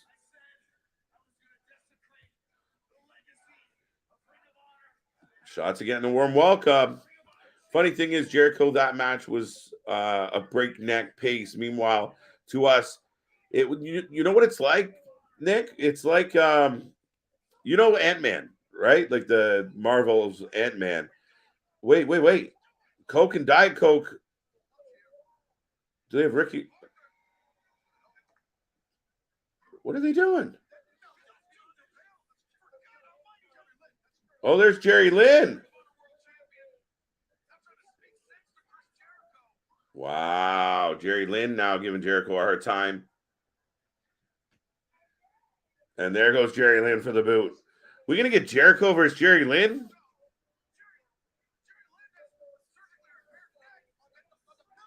Oh, clumsy tombstone on the belt. All right. But back to what you were saying. Hey, Zion Quinn coming out to talk to Shotzi. But yeah, it's like Ant-Man, where they think like when they're little and then they zoom in, they're having this crazy fight on the train. And then when they zoom out, the train's just a toy train. That's what it's like. Horrible tombstone, I agree, Carlos. Yes, Jericho's been on the screen for at least 20 minutes at this point. This is the fucking problem. And I get it. Listen, on Thursday, we're going to be looking through the ratings for these shows. We're going to look at the quarters. And if Jericho's ratings are up, I'll be very surprised if quarter over quarter, Jericho's segment is better than the previous ones. There's no way. And that went forever. I feel like it started at the hour mark, so I'm not that far off. Oh, the Super Diva is here.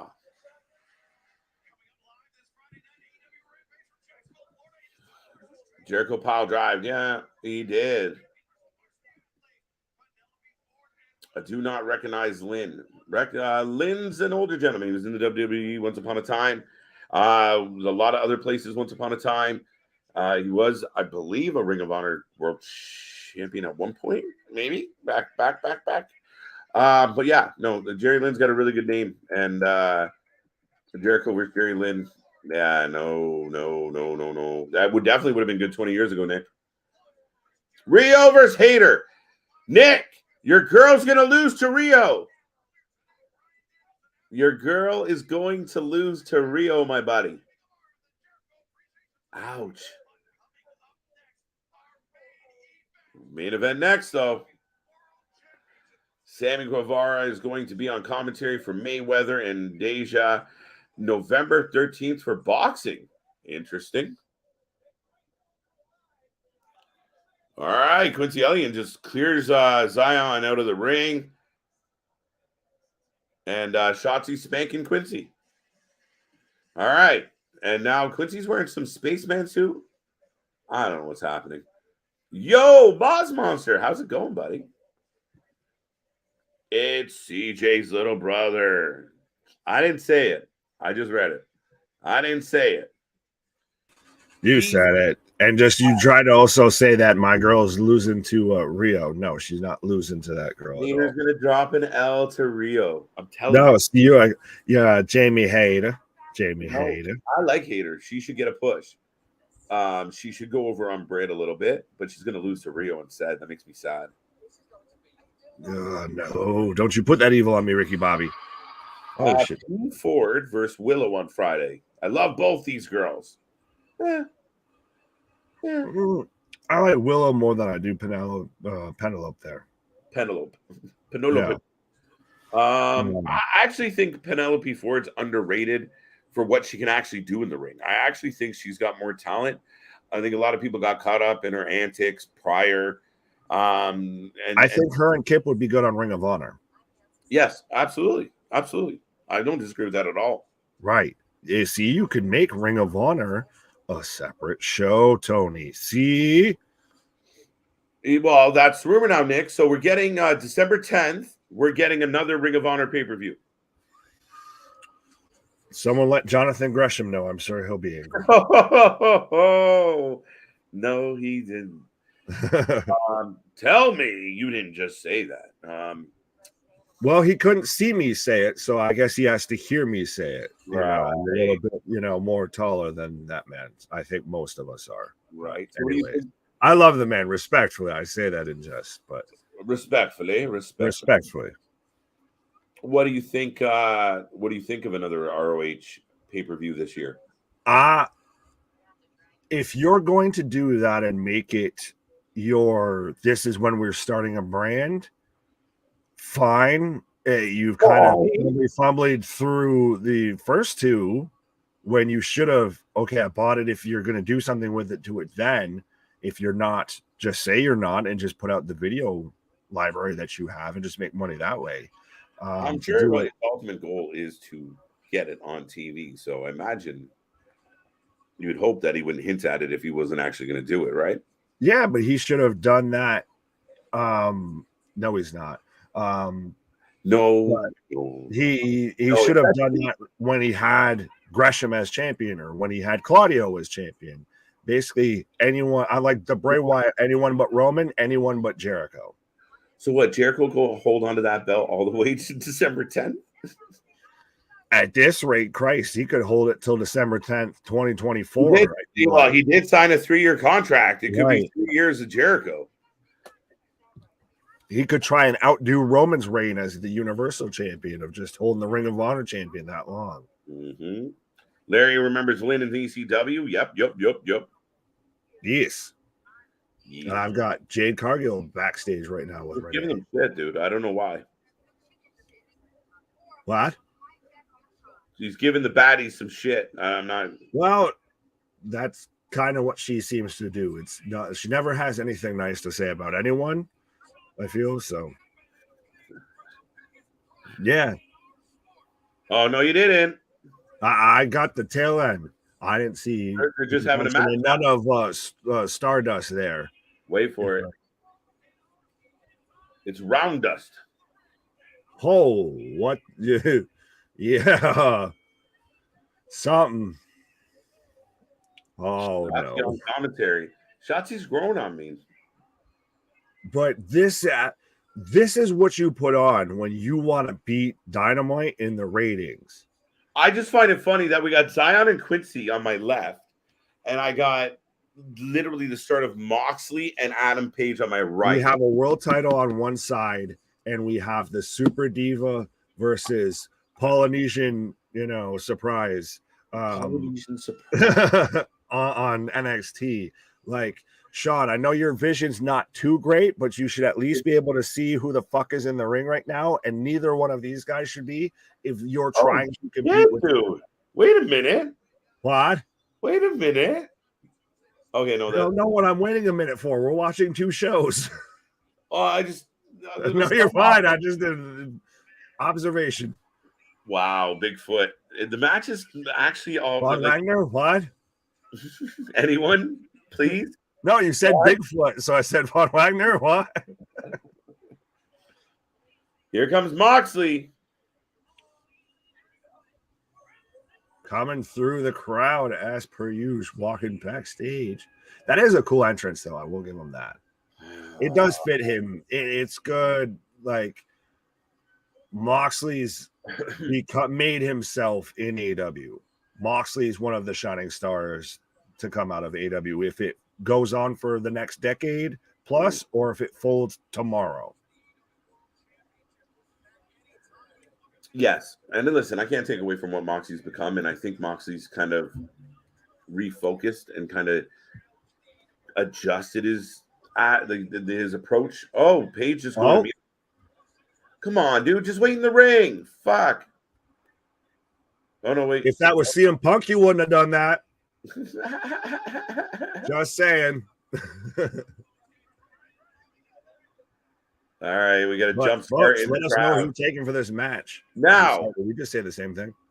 Yeah, right. As a fan, we got these two men beating the shit out of each other in the audience, and we got Quincy sitting on this man. It's a tough sell. Right, like This is the best you had. This is what you put in your main event. Or honestly, I almost halfway wonder if it's literally one of those that they just realize we're not going to beat this. So we'll throw in our bullshit here because we're going to have bullshit on the show. Oh, maybe. It's a terrible. Yeah, but there's obviously something coming up now. Like, what's the main event? It's the standoff. It's the face-to-face. You're gonna watch though. It's gonna break down like every WWE segment. It's gonna break down into a mixed tag match or a tag team match between Ilya and Jade versus KO and Braun. I'm okay with that though. For 15 minutes though, because that's probably all you're gonna get. Oh, but you're also gonna have the promo too. This is a weird relationship between Quincy and Dad Bod. It's a weird relationship with Quincy Adams in the WWE. Fair enough. Is Quincy Adams Quincy Jones? I don't want to know. Quincy, wait, is Quincy it Elliott? Quincy Adams? Is it Quincy Elliott? Elliott. I think you said Adams. I don't know. Elliott. Listen, I got Hangman Adam Page on my other screen, so I got Chase you. Fuck. Where are you chasing me? What? Yeah, you. Who? What? Who? What? This is just devolved into who's on first, what's on second. So they're still in the crowd. I don't know if we have an official start to this match yet, Nick. No, but so who are you taking for this match? Bray Wyatt. We do have MJF waiting in the rafters, clutching on to his chip. Yeah. I'm gonna go Mox to win this match. Okay. Kai. You think he leaves with the belt?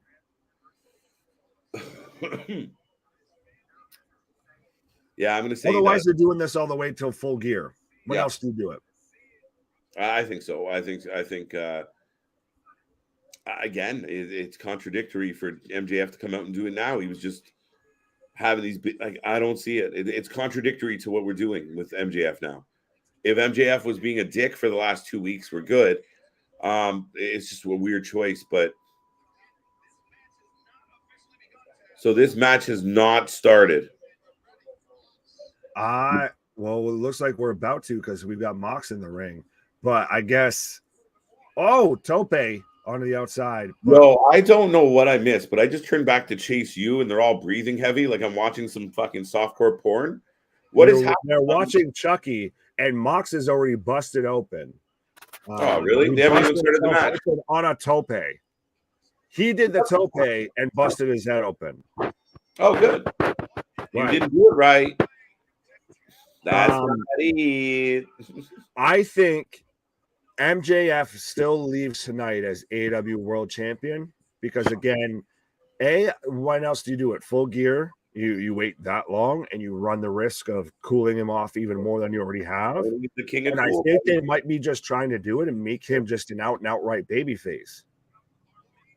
Or just that weird tweet. Like, I don't know what they're doing with him, but I still think that they might do it. Mm-hmm. Well, folks, I will remind everybody we are the Wrasslin for Life Network. I know you know. I am KJ. That is Nick. Big shout out to Ashley. Big shout out to Nick. CJ. What? What? Who? What? Right, but we will be here all week. Tomorrow, no wrestling. There's no wrestling. So tomorrow we're off. Thursday we're back. Friday doubleheader. Saturday we got Halloween Havoc. Sunday we're probably gonna have some GCW. We got lots to do, lots to get into. Then we get back into next week. And November is stacked here on the channel. And like we said, we keep adding faces. We keep bringing on interviews. We're growing by the minute. Be a part of it. Tell everybody you know, everybody that we are here. If they like wrestling, even if they don't, send them our way. Get them to click. Give us a little bit of love. But we are doing this on a different level. Nobody covers wrestling the way we do, Big Nick. Absolutely, folks. You don't want any sort of fear of missing out when it comes to professional wrestling, because especially with the fast pace of we've got Papa Paul booking WWE and we've got Tony Khan and the Delusional Bunch booking AEW. So you want to make sure that you're here with us covering anything and everything when it comes to professional wrestling.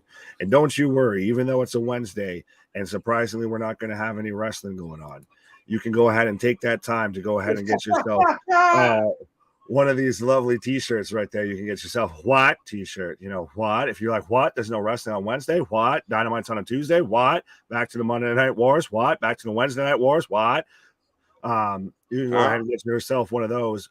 Or if you bout that action, if you're like we are, here every night covering professional wrestling, you can go ahead and get yourself one of those Mr. Every Night KJ White, the Saturday night, every night, Sunday night, what? The light, going ahead and get yourself one of those shirts.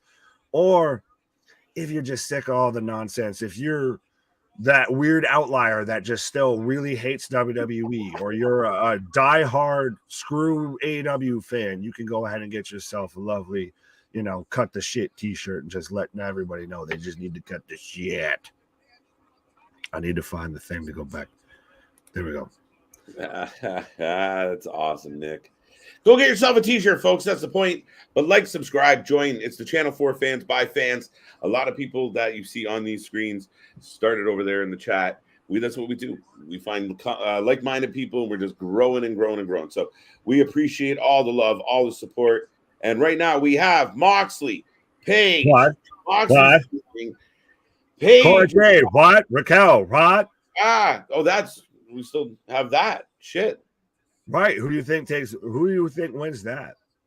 Cora. God damn you. You asked. I know, but I agree with you. That's the thing is. You're allowed. No, that's no fun. That's no fun. I play devil's advocate for either side. Absolutely. I'll take Raquel then. I'll take Raquel and screw it. I'll take Hangman. No, I can't do that. I can't do Bale's completely. That's too far. That's too far. That's a bridge I won't cross. I think Moxley wins, and either Moxley leaves with the belt and we just castrate MJF a little bit more and take that edge off a little bit more, or MJF leaves with the belt. Do we care about this? Oh, Cutter! When did Moxley start using other people's moves a lot? I noticed that recently.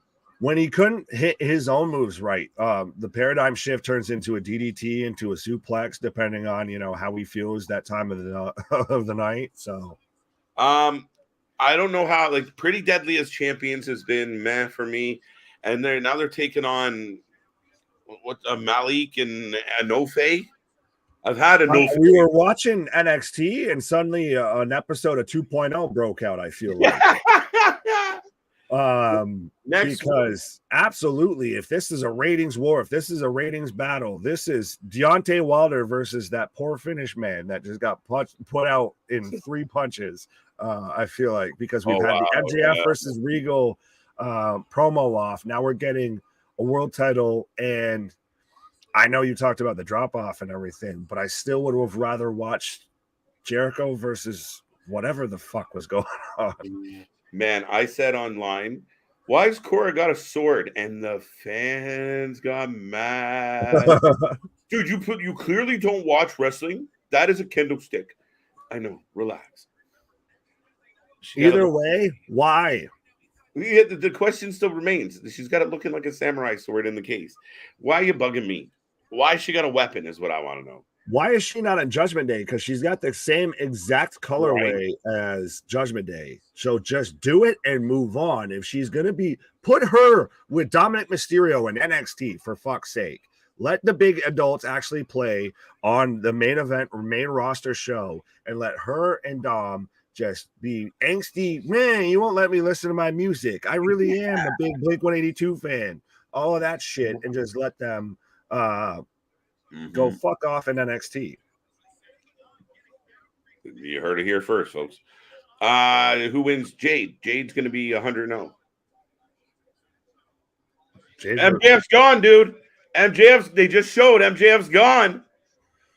MJF is gone, dude. I felt your heart jump. He is not in the press box, folks. Update. Breaking news. See, and when I heard you say that, I thought you were saying like they showed him walking out of the goddamn arena, because I missed it. So I was like, and my heart sank. Listen, as I got a dude buster. It means a lot for Tony to not look bad tonight. Company morale's at an all-time low. You know, if you can bust 1 million and leave, NXT at around 600,000, you're going to feel pretty good tomorrow. I could see his ego pulling out all the stops. Even if I don't like how we got there.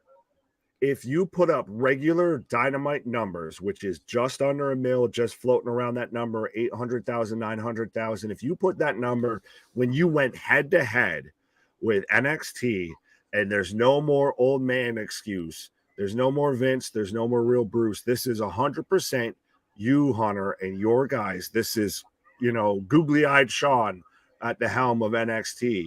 And AEW puts up better numbers and much better numbers. The momentum shifts a bit there, I feel. I don't know about momentum shift. At this point with AEW, any victory is a good victory. They need a W. They need right. They need a moral victory. Even like I said, when they're like, oh well, we win the demographic. I mean, that's a moral victory. It's not an actual victory. It's a moral victory. I hate to quote Vin Diesel, but if it doesn't matter whether you win by an inch or a mile, a win's a win. That's true. So right now I got Raquel and Cora. Cora's got her kendo stick, so we can imagine where this might be going. And Moxley bleeding all over the mat. Yeah, I've got picture as he's going for like a STF. Yes. No. What? Yes. No. Why? Who? What? Yeah. All right, Raquel got okay. So I was right. Cora won by disqualification. I think. Wait, what? Is Raquel the one that? Oh, she dropped it.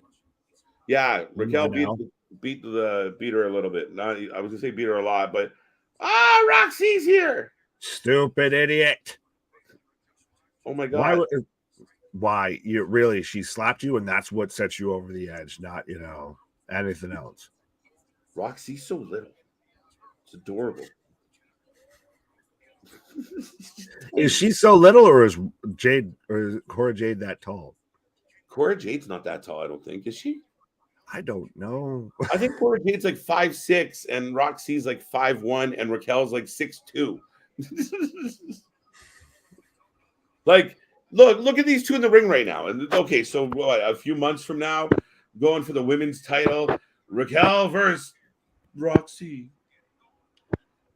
This looks like I'm gonna get my big sister to come whoop your ass. Right. A weapons wild match. Also known as a no DQ, no disqualification, anything goes match. Sounded like something else with a weapons wild match with two women involved. Pause. But yeah, reaching. Oh, wow. They're doing a Halloween Havoc kickoff show. Well, I like that they're making Halloween Havoc a thing. I really liked it in WCW. It always had the best at least set. For WCW, and I like it's good theming. I like that it's back on a Saturday or Sunday, and it's not just another episode of NXT. Facts. I do like that, and especially I do like that a lot of WWE's pay-per-views and their premium live events. Don't worry, Hunter, I got that in, so you can slip me the $5 when we get off stream here. But a little bit. I like that their shows are on Saturdays. Yeah, and we see the trend, right? The next Ring of Honor show will be on the 10th, on the Saturday as well. It's really become a thing. I don't know what happened to Sunday nights where people are just like, I don't know. Football. Is that what it is? Because it's football, and it's going into Monday the next morning. I mean, growing up, it was Sunday night wrestling, like the big shows. And Sunday pay-per-views of you'd have to try and pretend to be sick either in the school or work the next day because you stayed up late because, WrestleMania was 7+ hours and your eyes are bleeding. You can't drive into work. What? I think Raquel's 5'11". Okay. Yes! What? Let's go. Is it surprising though that he showed up for that War Games match and they kind of never did anything with that? They never mentioned that ever, like when he came back. No, I think for that brief period. But I almost felt like if it was then, they would have had him, come out then. Carlos, I don't disagree. It's just an interesting thing. See, this is a lose-lose for Tony Khan opposed to NXT because the referee has stopped the match. Sorry. Oh, why? Hangman is down with an injury. They've medically stopped the match. So they've declared Moxley the winner. I'm not sure of what move exactly was hit. Hopefully, if this is legitimate, I doubt it, but T's and P's if Hangman's actually hurt weird. Like that. But we've got wait. If the plan was for MJF to cash in tonight, that just got fucked. It potentially gets fucked.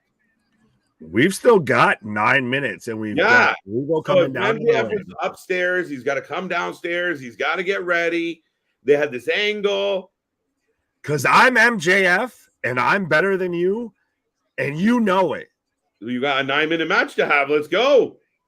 You got a whole angle. You got build up to this. You can have a little bit of a match. There we go. 5-minute match. Yeah. Do a little run over. Who cares? The AEW commentary team have all joined Judgment Day, apparently. Why do you say that? They're all in purple. Oh. Now they got to do something. Yeah, well, are both shows done right now? Because we have 9 minutes left, and we just got the end of panicking. Dude, they don't know what to do. This wasn't how it was supposed to go. Oh, wow. So did Hangman legitimately get hurt? Yes, he fucked him up. Wow. It was a clothesline. Oh, no, T's and P's then, I guess. I didn't see it, I guess. Well, clearly if they're not going to show a replay, then yeah. Well, but if the plan was that Moxley and Page would fight till Moxley was damn near dead, if Moxley's standing around, walking around the ring perfectly fine, that's a whole different animal for MJF to come out and beat him. You catch him off guard unless this was a match that was supposed to go literally up until the line and say maybe MJF wasn't going to cash in at all. No, I didn't think you. And Hangman legitimately got hurt. Because that was, when's the last time or when's a time you've seen a medical stoppage in a professional wrestling match? Like, that's not good. Oh, Rio's gonna kill you. You, not her. Oh, I was gonna say a strong breeze just Rio's out again. Oh, it's bad, man. I'm worried. Nick. Yeah, I don't know what's going on right now, honestly, with either show. If we're getting a run through of next week's Dynamite and Friday's Rampage right now on Dynamite, and we've still got like 6 minutes with NXT. NXT's already done. Wow. What? Is NXT done? No. Yes. Wait. I have Law and Order right now. Wait. Whoa, wait. Something has to happen, otherwise this is we got professional wrestling. We got 6 minutes left in our stream, and all the wrestling fucking ended. What the hell? Right, and Moxley's still in the ring though, and they're still talking about.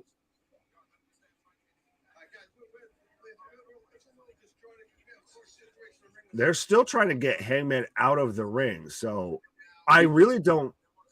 They were like, "Hey, Mox, Paige is going to go over." Right, today. but if this was legitimate, if he was legitimately this hurt, you're not still going to this. You would have ran through what's going on next week and everything, and we'll see you all, next week. No, I think he's legitimately hurt, dude. I think this fucked up their plan, and this is what you're seeing right now: is nobody knows what to do. Send somebody out. The shitty part is with AEW, and that tells you how chaotic it is that you can't tell whether the fucked up situation is a shoot or a work.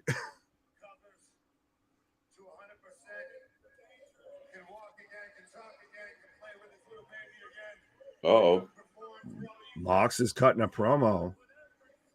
He's saying, I hope he can play with his kids and shit again. Why? That's fucked to say that. Red lights. Why?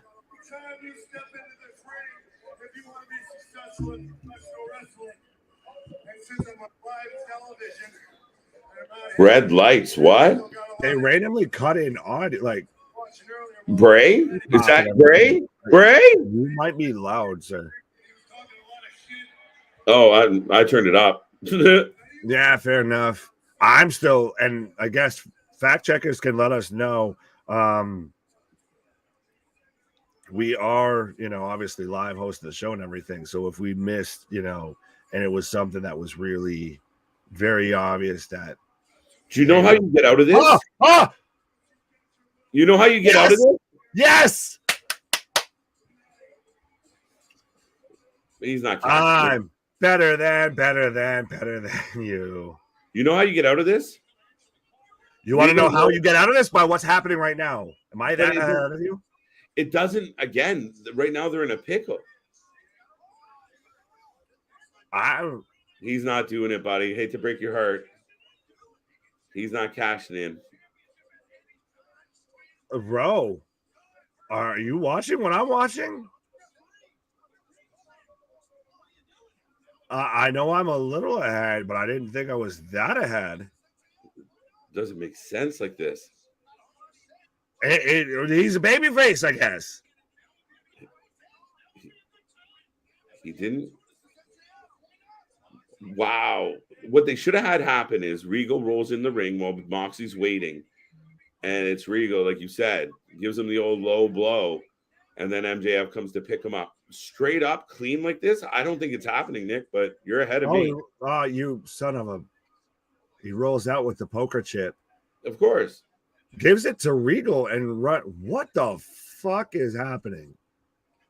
He even got caught up on the ropes. He botched it.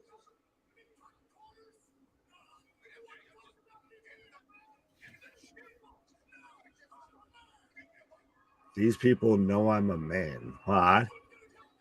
Dude, did he just run up the fucking ramp like a child? They're doing a babyface turn with him because he's saying he's going to announce his cash in. He's saying, I want to beat you at 100%. This is a babyface turn. Fucking U-turn, buddy. Get out of here.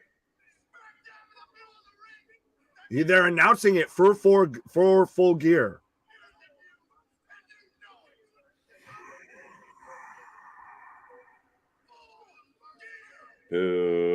Why?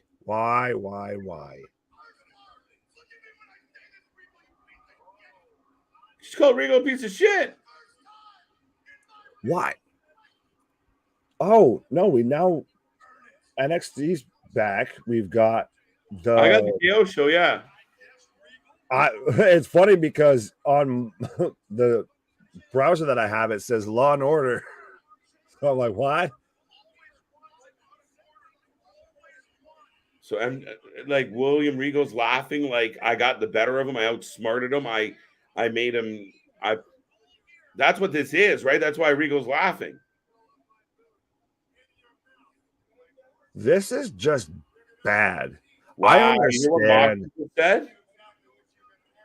Yo, people are gonna fucking take that quote and paste it everywhere. What did he say? Because I keep getting random pops of a crowd cheer. He said, we can't even get the mics to work around here. The show's going downhill. But joking, look. But people are going to run with that motherfucking quote. Oh, absolutely. 100%. This is bad, dude. But it is panic. I will give him a little bit of slack. This was panic mode. Was this panic? Though? Yeah. They broke Adam Page, man. He's out. Do we know, though, and I guess this is a bit of what? I don't know. I'm going with you. Where were you going? No, it's one of those, I guess it's a bit like you with the all-out presser and everything situation. I haven't seen, I guess, it with Adam Page. Wait till you see the replay. I haven't. I got to find it then. They haven't even shown it. That's how you know he fucked him up. Yeah, well, that's true. But either way, this is just terrible. This is the worst situation you could have done. Like I said, you could have done, here's what we've got coming up next week. Da, da, da, da, da.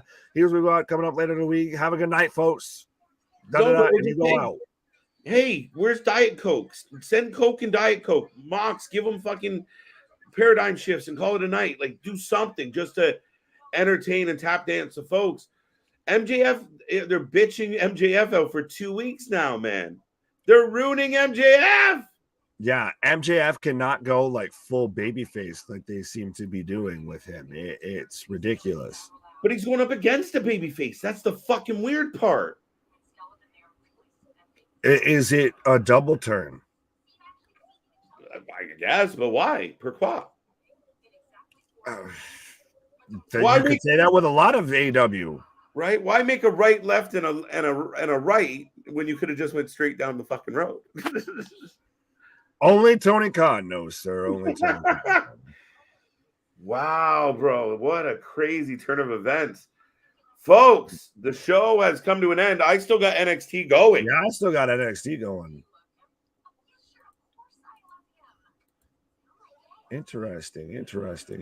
Yeah, that was just like you said, they're ruining MJF, and he's the hottest thing that they had coming out of, especially the all-out scrum and everything. Yeah. Do you see the tweet? People are passing around the tweet of who was the first person you'd want to work with when you went to WWE, and he said Owens. Yes, I have seen that rumor going around and everything. Right? Absolutely. I mean, why wouldn't you? Right? Why not? That man got Ezekiel over. Is very true. All right, Braun's barking, by the way, folks. You can give us your ratings out of 10. If you're new here, at the end of every show, we take a ratings out of 10. You can also give us your 2 cents on how that all ended. But yes, Adam Page takes a clothesline, goes down horribly, and that's all she wrote. The match comes to an abrupt halt, and based on the clumsiness of it all, Nick, that's not a work, buddy. That he went down. I'm still trying to find a replay of it. I've seen stuff to where, like Sean Ross Sapp's even saying that they loosened the bottom rope to get Hangman out. So that's very clearly, obviously, we're live. So, but T's and P's to Hangman and his whole family and everything with that whole situation. That's scary, obviously. Right. Anytime something like that goes awry, it's scary. But it's just so that's the worst way you could have handled that. Honestly. Yeah, listen, okay, so let's say hypothetically, the plan is Paige and Moxley are going to beat themselves within an inch of their ability, the inch of their life. And they're both down and out. Moxley squeezes out a win. MJF runs out and either cashes in or threatens to cash in.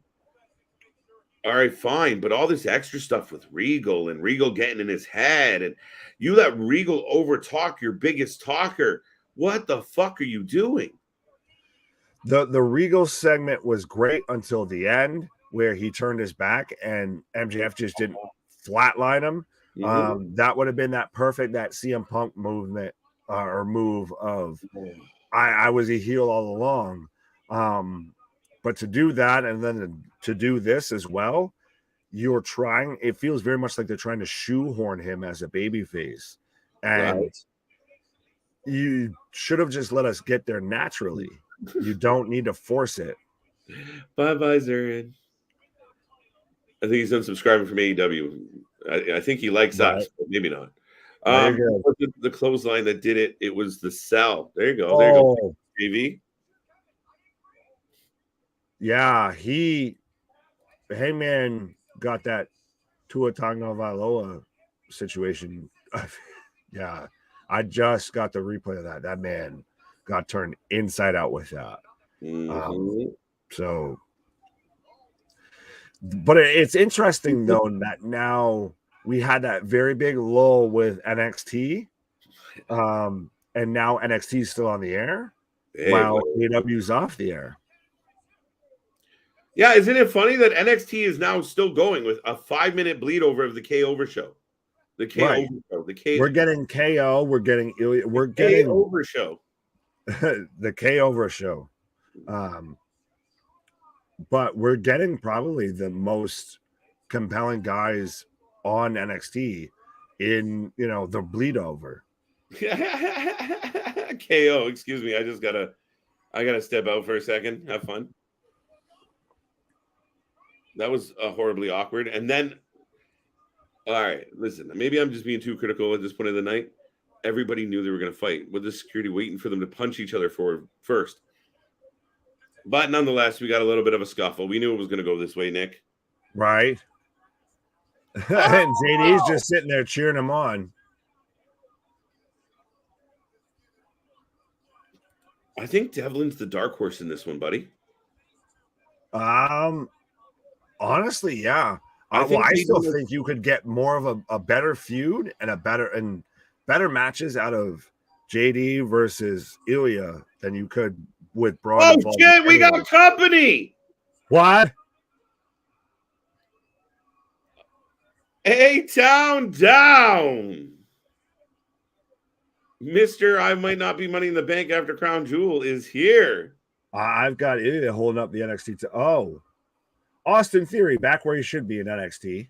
Nice. Once he loses, a really good champ. What's up? You make Austin Theory NXT champ? Yeah, man. Oh, he very much should be in NXT now that Vince is gone and he's not getting that super shine. You beat the Vince out of him. You gave him his Vincectomy. So go back there and go send him back down to NXT and rebuild him. Yeah, a little bit. We can build him stronger, faster, better, less annoying. I don't know about that part. You might be on your own for that part. They ruined the cash in, and now MJF entire gimmick is going to shit. Listen, MJ. Well, at least the Yankees won, bud. Right. Here's the thing. Working with MJF right now is the equivalent of fucking chucking softballs. He's just lobbing them, and MJF's cracking them. And all of a sudden, you're like, hey, MJF, do you want to switch hands? Can you do it the other way? Right? Like, what the fuck are we doing? Can you do it blindfolded?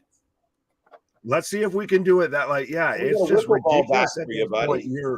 You had a ready-made story, and I get obviously the whole CM Punk thing threw stuff off, but then you had a backup built-in follow-up story, and you've now soiled that. On top of you were already running the risk of for him being out too long that people started to forget. So you keep gambling with your hottest property, and you're failing at every turn. I don't understand, Nick.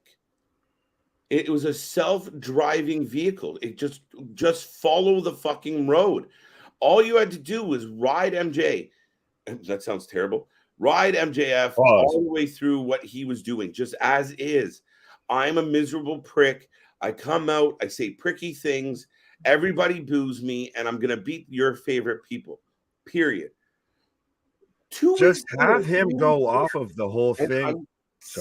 Sorry. I am convinced this is part of the Jericho effect. My man over here crying. He's emotional. No, I'm sorry. I had something in my eye. Emotional, folks.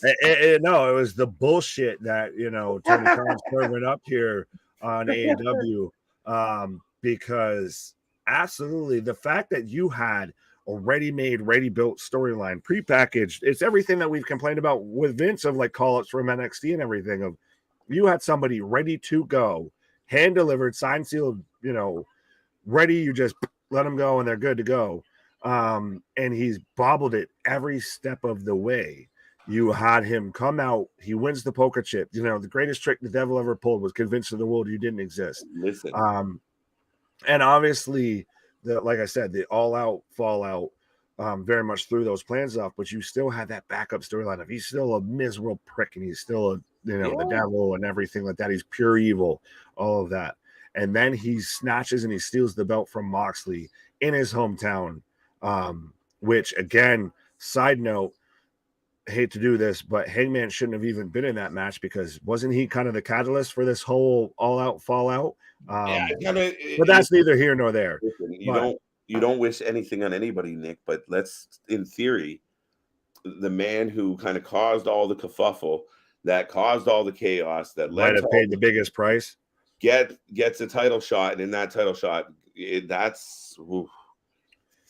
Yeah, T's and P's again. Right. Hopefully he's okay. That's always scary, but it's still one of those of listen, we've been on this stream stone sipping and shit talking and can book fucking, at least I have, and can book AEW better than Tony Khan can when it's his goddamn company, and just do it on the fly, off the cuff, all of that.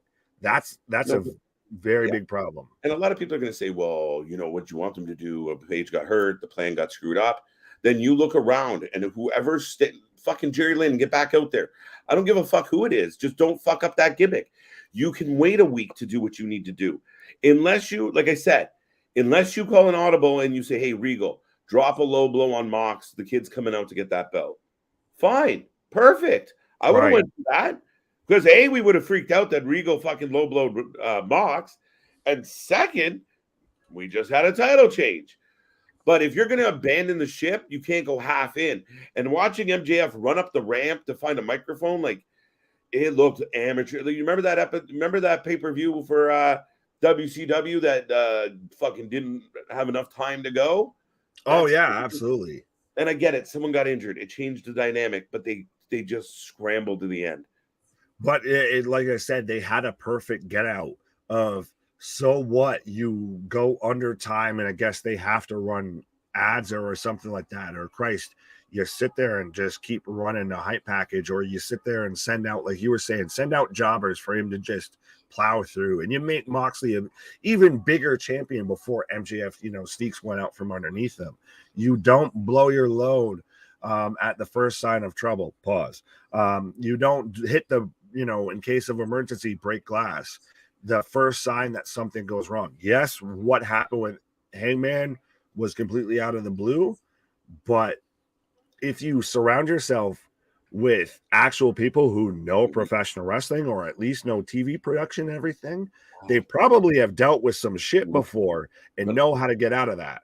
Mm-hmm. Now, I want to know what the plan was. Like, clearly they made a big deal of him leaving the press box. He's not there anymore. Oh my God, he's coming down. He's coming down. And I want to know. I wonder if the original plan was to cash in, but they want, he can't just walk out and beat Moxley. Moxley's got to.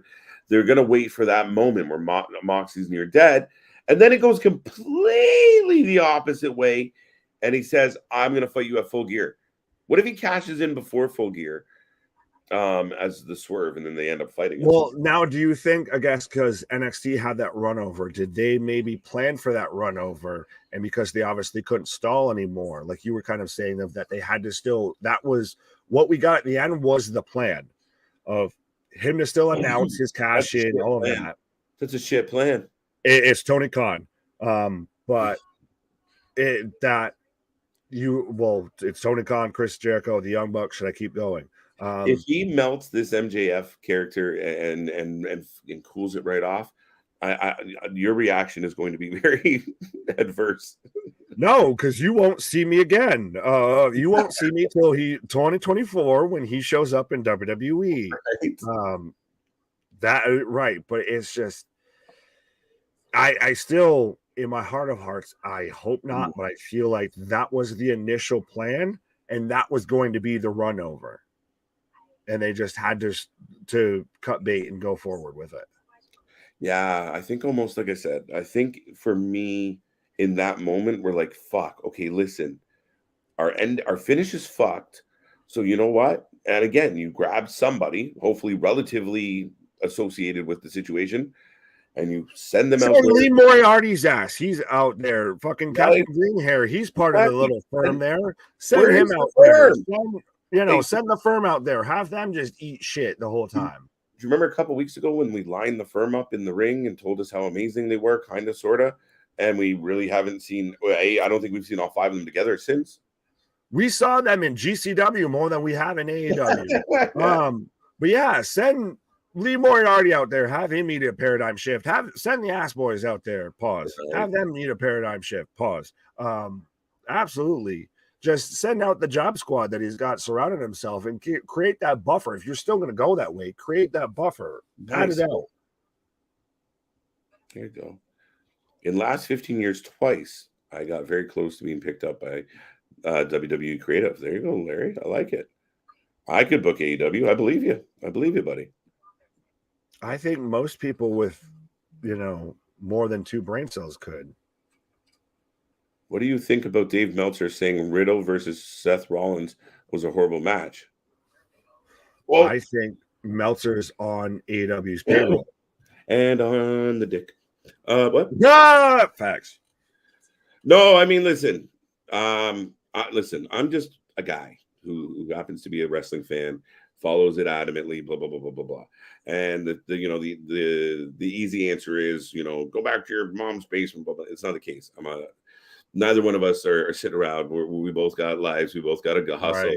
We both doing our shit. We both got our heads screwed on straight. We've been lifelong fans of this sport. And Dave Meltzer, at one point, I used to look forward to getting the Observer. I used to get forward to, 5-star. That must have been matches I never saw. I was just told were amazing by Dave Meltzer. And now Dave Meltzer is like I said, the old guy that still hangs around with the high school kids. Like, he never graduated and went on to anything, so he just keeps hanging out at the high school parties as the cool kid. But like, these cool kids, as far as he's concerned, have accepted him, and they validated him. And he probably, I don't want to surmise what that could have led to. However, he's completely fucking backwards. I hope somebody clips this and sends it to him. He has no integrity. A lot of times the timing of what he releases as far as the story goes is bullshit, clickbait, things that he's actually, you read the article heading and you're like, this motherfucker is trying to interfere or at least cause static in the direction of the other brand's show tonight. You're going to put out some what are the odds that you just got, sources say it's complete full of shit. It's bad. The star ratings are a fucking joke and mean nothing. And for a guy that's been around wrestling so long, it's fucking disappointing to watch him put forward his 2 cents, because it ain't worth anything. I don't know how to follow that up. Besides, Meltzer is Matthew McConaughey's character of, right? Listen to the Wrestling Observer. Well, it sure be cool if you did. All right. Like, that is Dave Meltzer 100%. And I get respectfully, he's I guess for doing what we do, he blazed that trail. So again, respectfully, to an extent. No, fuck with you.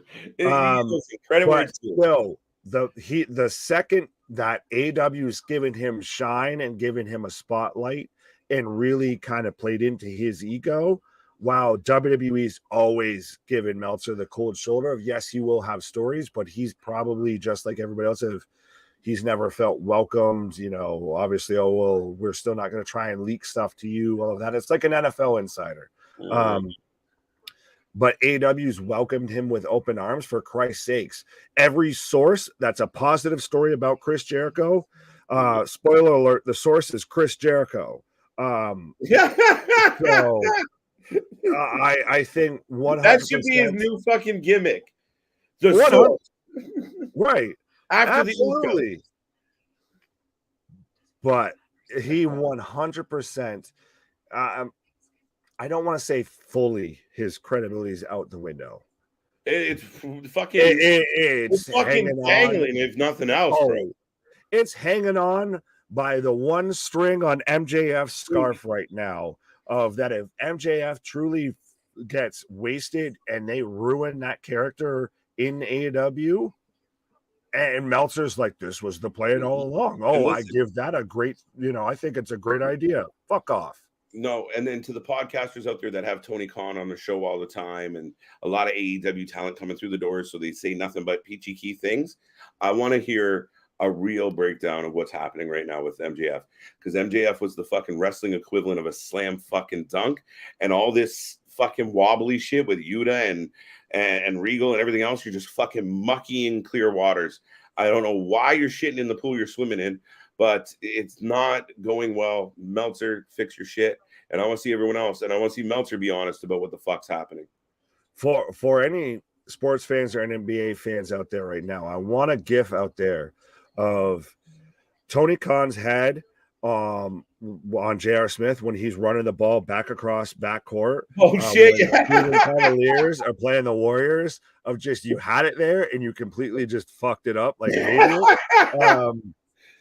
Because that's fully 100% what this whole situation is. That's fucking mint. Of that you had it ready-made, signed, sealed, and delivered, and you just tap it in. Can't just you literally just tap it in. Just tap it in. And you get the Jericho effects. You become such a mark still for this whole business. And honestly, I feel like that's what Dave's become. Is he's a mark for himself. He's a mark for this business. He's become the Bret Hart of wrestling commentary. Yeah, but I think to like a guy like Vince, Meltzer was just like the reporter guy, like the peripheral guy. But like Tony, like embraced him with one of those Tony hugs, and fucking is one man chub He's later. An influence. Tony said he's an influence. Oh well, he's probably got a fucking office job up there with CM Punk and Chris Jericho and Kenny in the Bucks. I like this comment by Victor that it's kind of funny. Tony's biggest problem is he spent so much time wanting to be one of the boys that he's forgotten. Yes, 100%. And listen, I always said it, Bama Captain. Welcome to the stream, by the way, everyone else. We are about to sign off for the night, but thank you for tuning in. And we will be back on Thursday. There is no wrestling tomorrow unless something crazy happens and we pop on. But to your point, Tony has as much experience running a wrestling company as Nick or I. And I would actually argue that we may actually have a slight more advantage of actually putting together some wrestling shows at once upon at least one of our lives. He's just a dude. He was just a bar fucking tender that happened to have a big piggy bank. He is as qualified at running a wrestling company as he is as fucking driving a NASCAR. It doesn't fucking make sense. So, yeah, he's all over the place. And right now, being one of the boys is hindering everything for this show. I don't know what the fuck's happening. He's literally gone on record and admitted about how he works on stuff for the football club that he manages during AEW shows. Like, homie, if wrestling is the focus of your company, you should probably focus on the wrestling just a little bit. You were supposed to be sports driven, buddy. Right. And did you see that they're potentially moving away from the whole rankings and all of that? Because Tony's even like, well, obviously everything's been so chaotic. I can't keep up with it. Well, no one put that on you except for you, fucker. So, because no, you're completely right. Because when people start realizing, wait, that guy's 62-4, and wait, what? Like, and then that guy's, well, they're all got big. Like, who's number one? Yeah, it's dumb. No, that's the thing is you'll see somebody probably like Orange Cassidy that's like 75-45, and then you'll see someone down there that's like Eddie Kingston that's like 2-0. Like it's one of those. What the fuck is going on here? The firm attacks Punk and MJF at All Out. That's it. Everything is set up for you. Would you have seen this being a state of AEW? No. Sorry, I'm going to jump on this real quick because you don't even need the firm at that point. If we're doing this all the way at All Out, you have him come out after Punk just won. He cashes in right the fuck then. And then, boom, whether Punk goes on and decides to, have backstage brawl with Kenny and the boys, or he's hurt, whatever, you have MJF with the title, and you don't need fucking Punk. You could be, he lives off of, I'm the one who sent Punk packing. There you go. Boom, done. Yeah, I mean, dude, it's listen, for anyone out there that's ever been in an intimate situation and things are going well and you're into the situation and you're hoping for it and you're waiting to make your move. You're waiting to make your move. You're waiting to make your move. And then time's up. They got to go. That's what this is like with MJF, just fucking grab it, put it in, get it done. And that's what they're missing out is Tony just keeps fucking, that old fucking joke of just just for those who don't get it, he's saying he's blue ballsing the situation. He's beating around the bush. He's not getting into the situation. So, and that's what it is. It's just like fucking, it's a lack of confidence in your own planning, in your own belief. You got to believe in you and run with it. Even if it's a bad idea, run it into the wall. If you're going to go with it, go with it. Don't half-ass, don't tiptoe, and then, dip a toe in, bounce back out. Two-stepping like Julia Stiles. Fucking hell. Right. I'm in, I'm out. And yeah, the fact that they're trying to make him a baby face is a whole other conversation. Right. Go ahead and close the door. There we go. I don't think we'll get back there. We're not going into WWE right now. Well, I'm heading. Oh, by the way, my rating was. It was hard to watch. 4 for NXT, 5 for NXT, 5. I'll give them a 5, and 6.5 were Dynamite. Ooh, I was half gonna go away jokey, like I was gonna mention mid being the rating for Dynamite, but you actually gave it a legitimate rating, so I'll say 4 for NXT, 5 for Dynamite. Oh shit! All right, bro. My buddy not fucking around this week. That's okay. No, not far off from mine, but I expected higher from you for AEW. I don't know why, but no, they ruined a lot of things. They had really good moments and they squandered it. Yeah. I mean, listen, it was I hope it would be really nice if the two companies went head to head every week and they kept throwing fucking random shit at us. By the way, Rio's not a good return if you're trying to up your ratings. Just facts. Dynamite better than Monday Night Raw. KJ Nick. No. What did we say for Monday? I think Monday was slightly better. I don't know. I wasn't here. Oh yeah, you weren't here. Shit. I think Ashley, Raw, where you at? I think it was slightly better. I think Raw was slightly better. I agree. WWE gets a lot of shit, but they stick to the things. Yeah, we don't like it, but they fucking got a plan.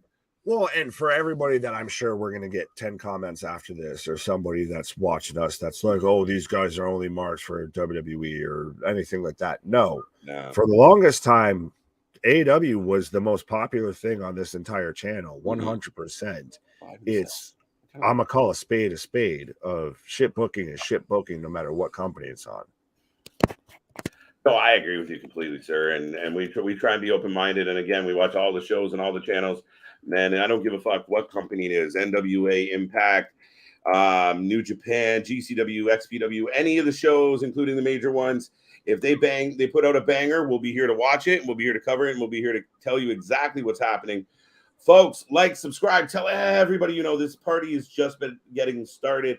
The family is coming together. It's great to be back on with you, sir. I had a wonderful night.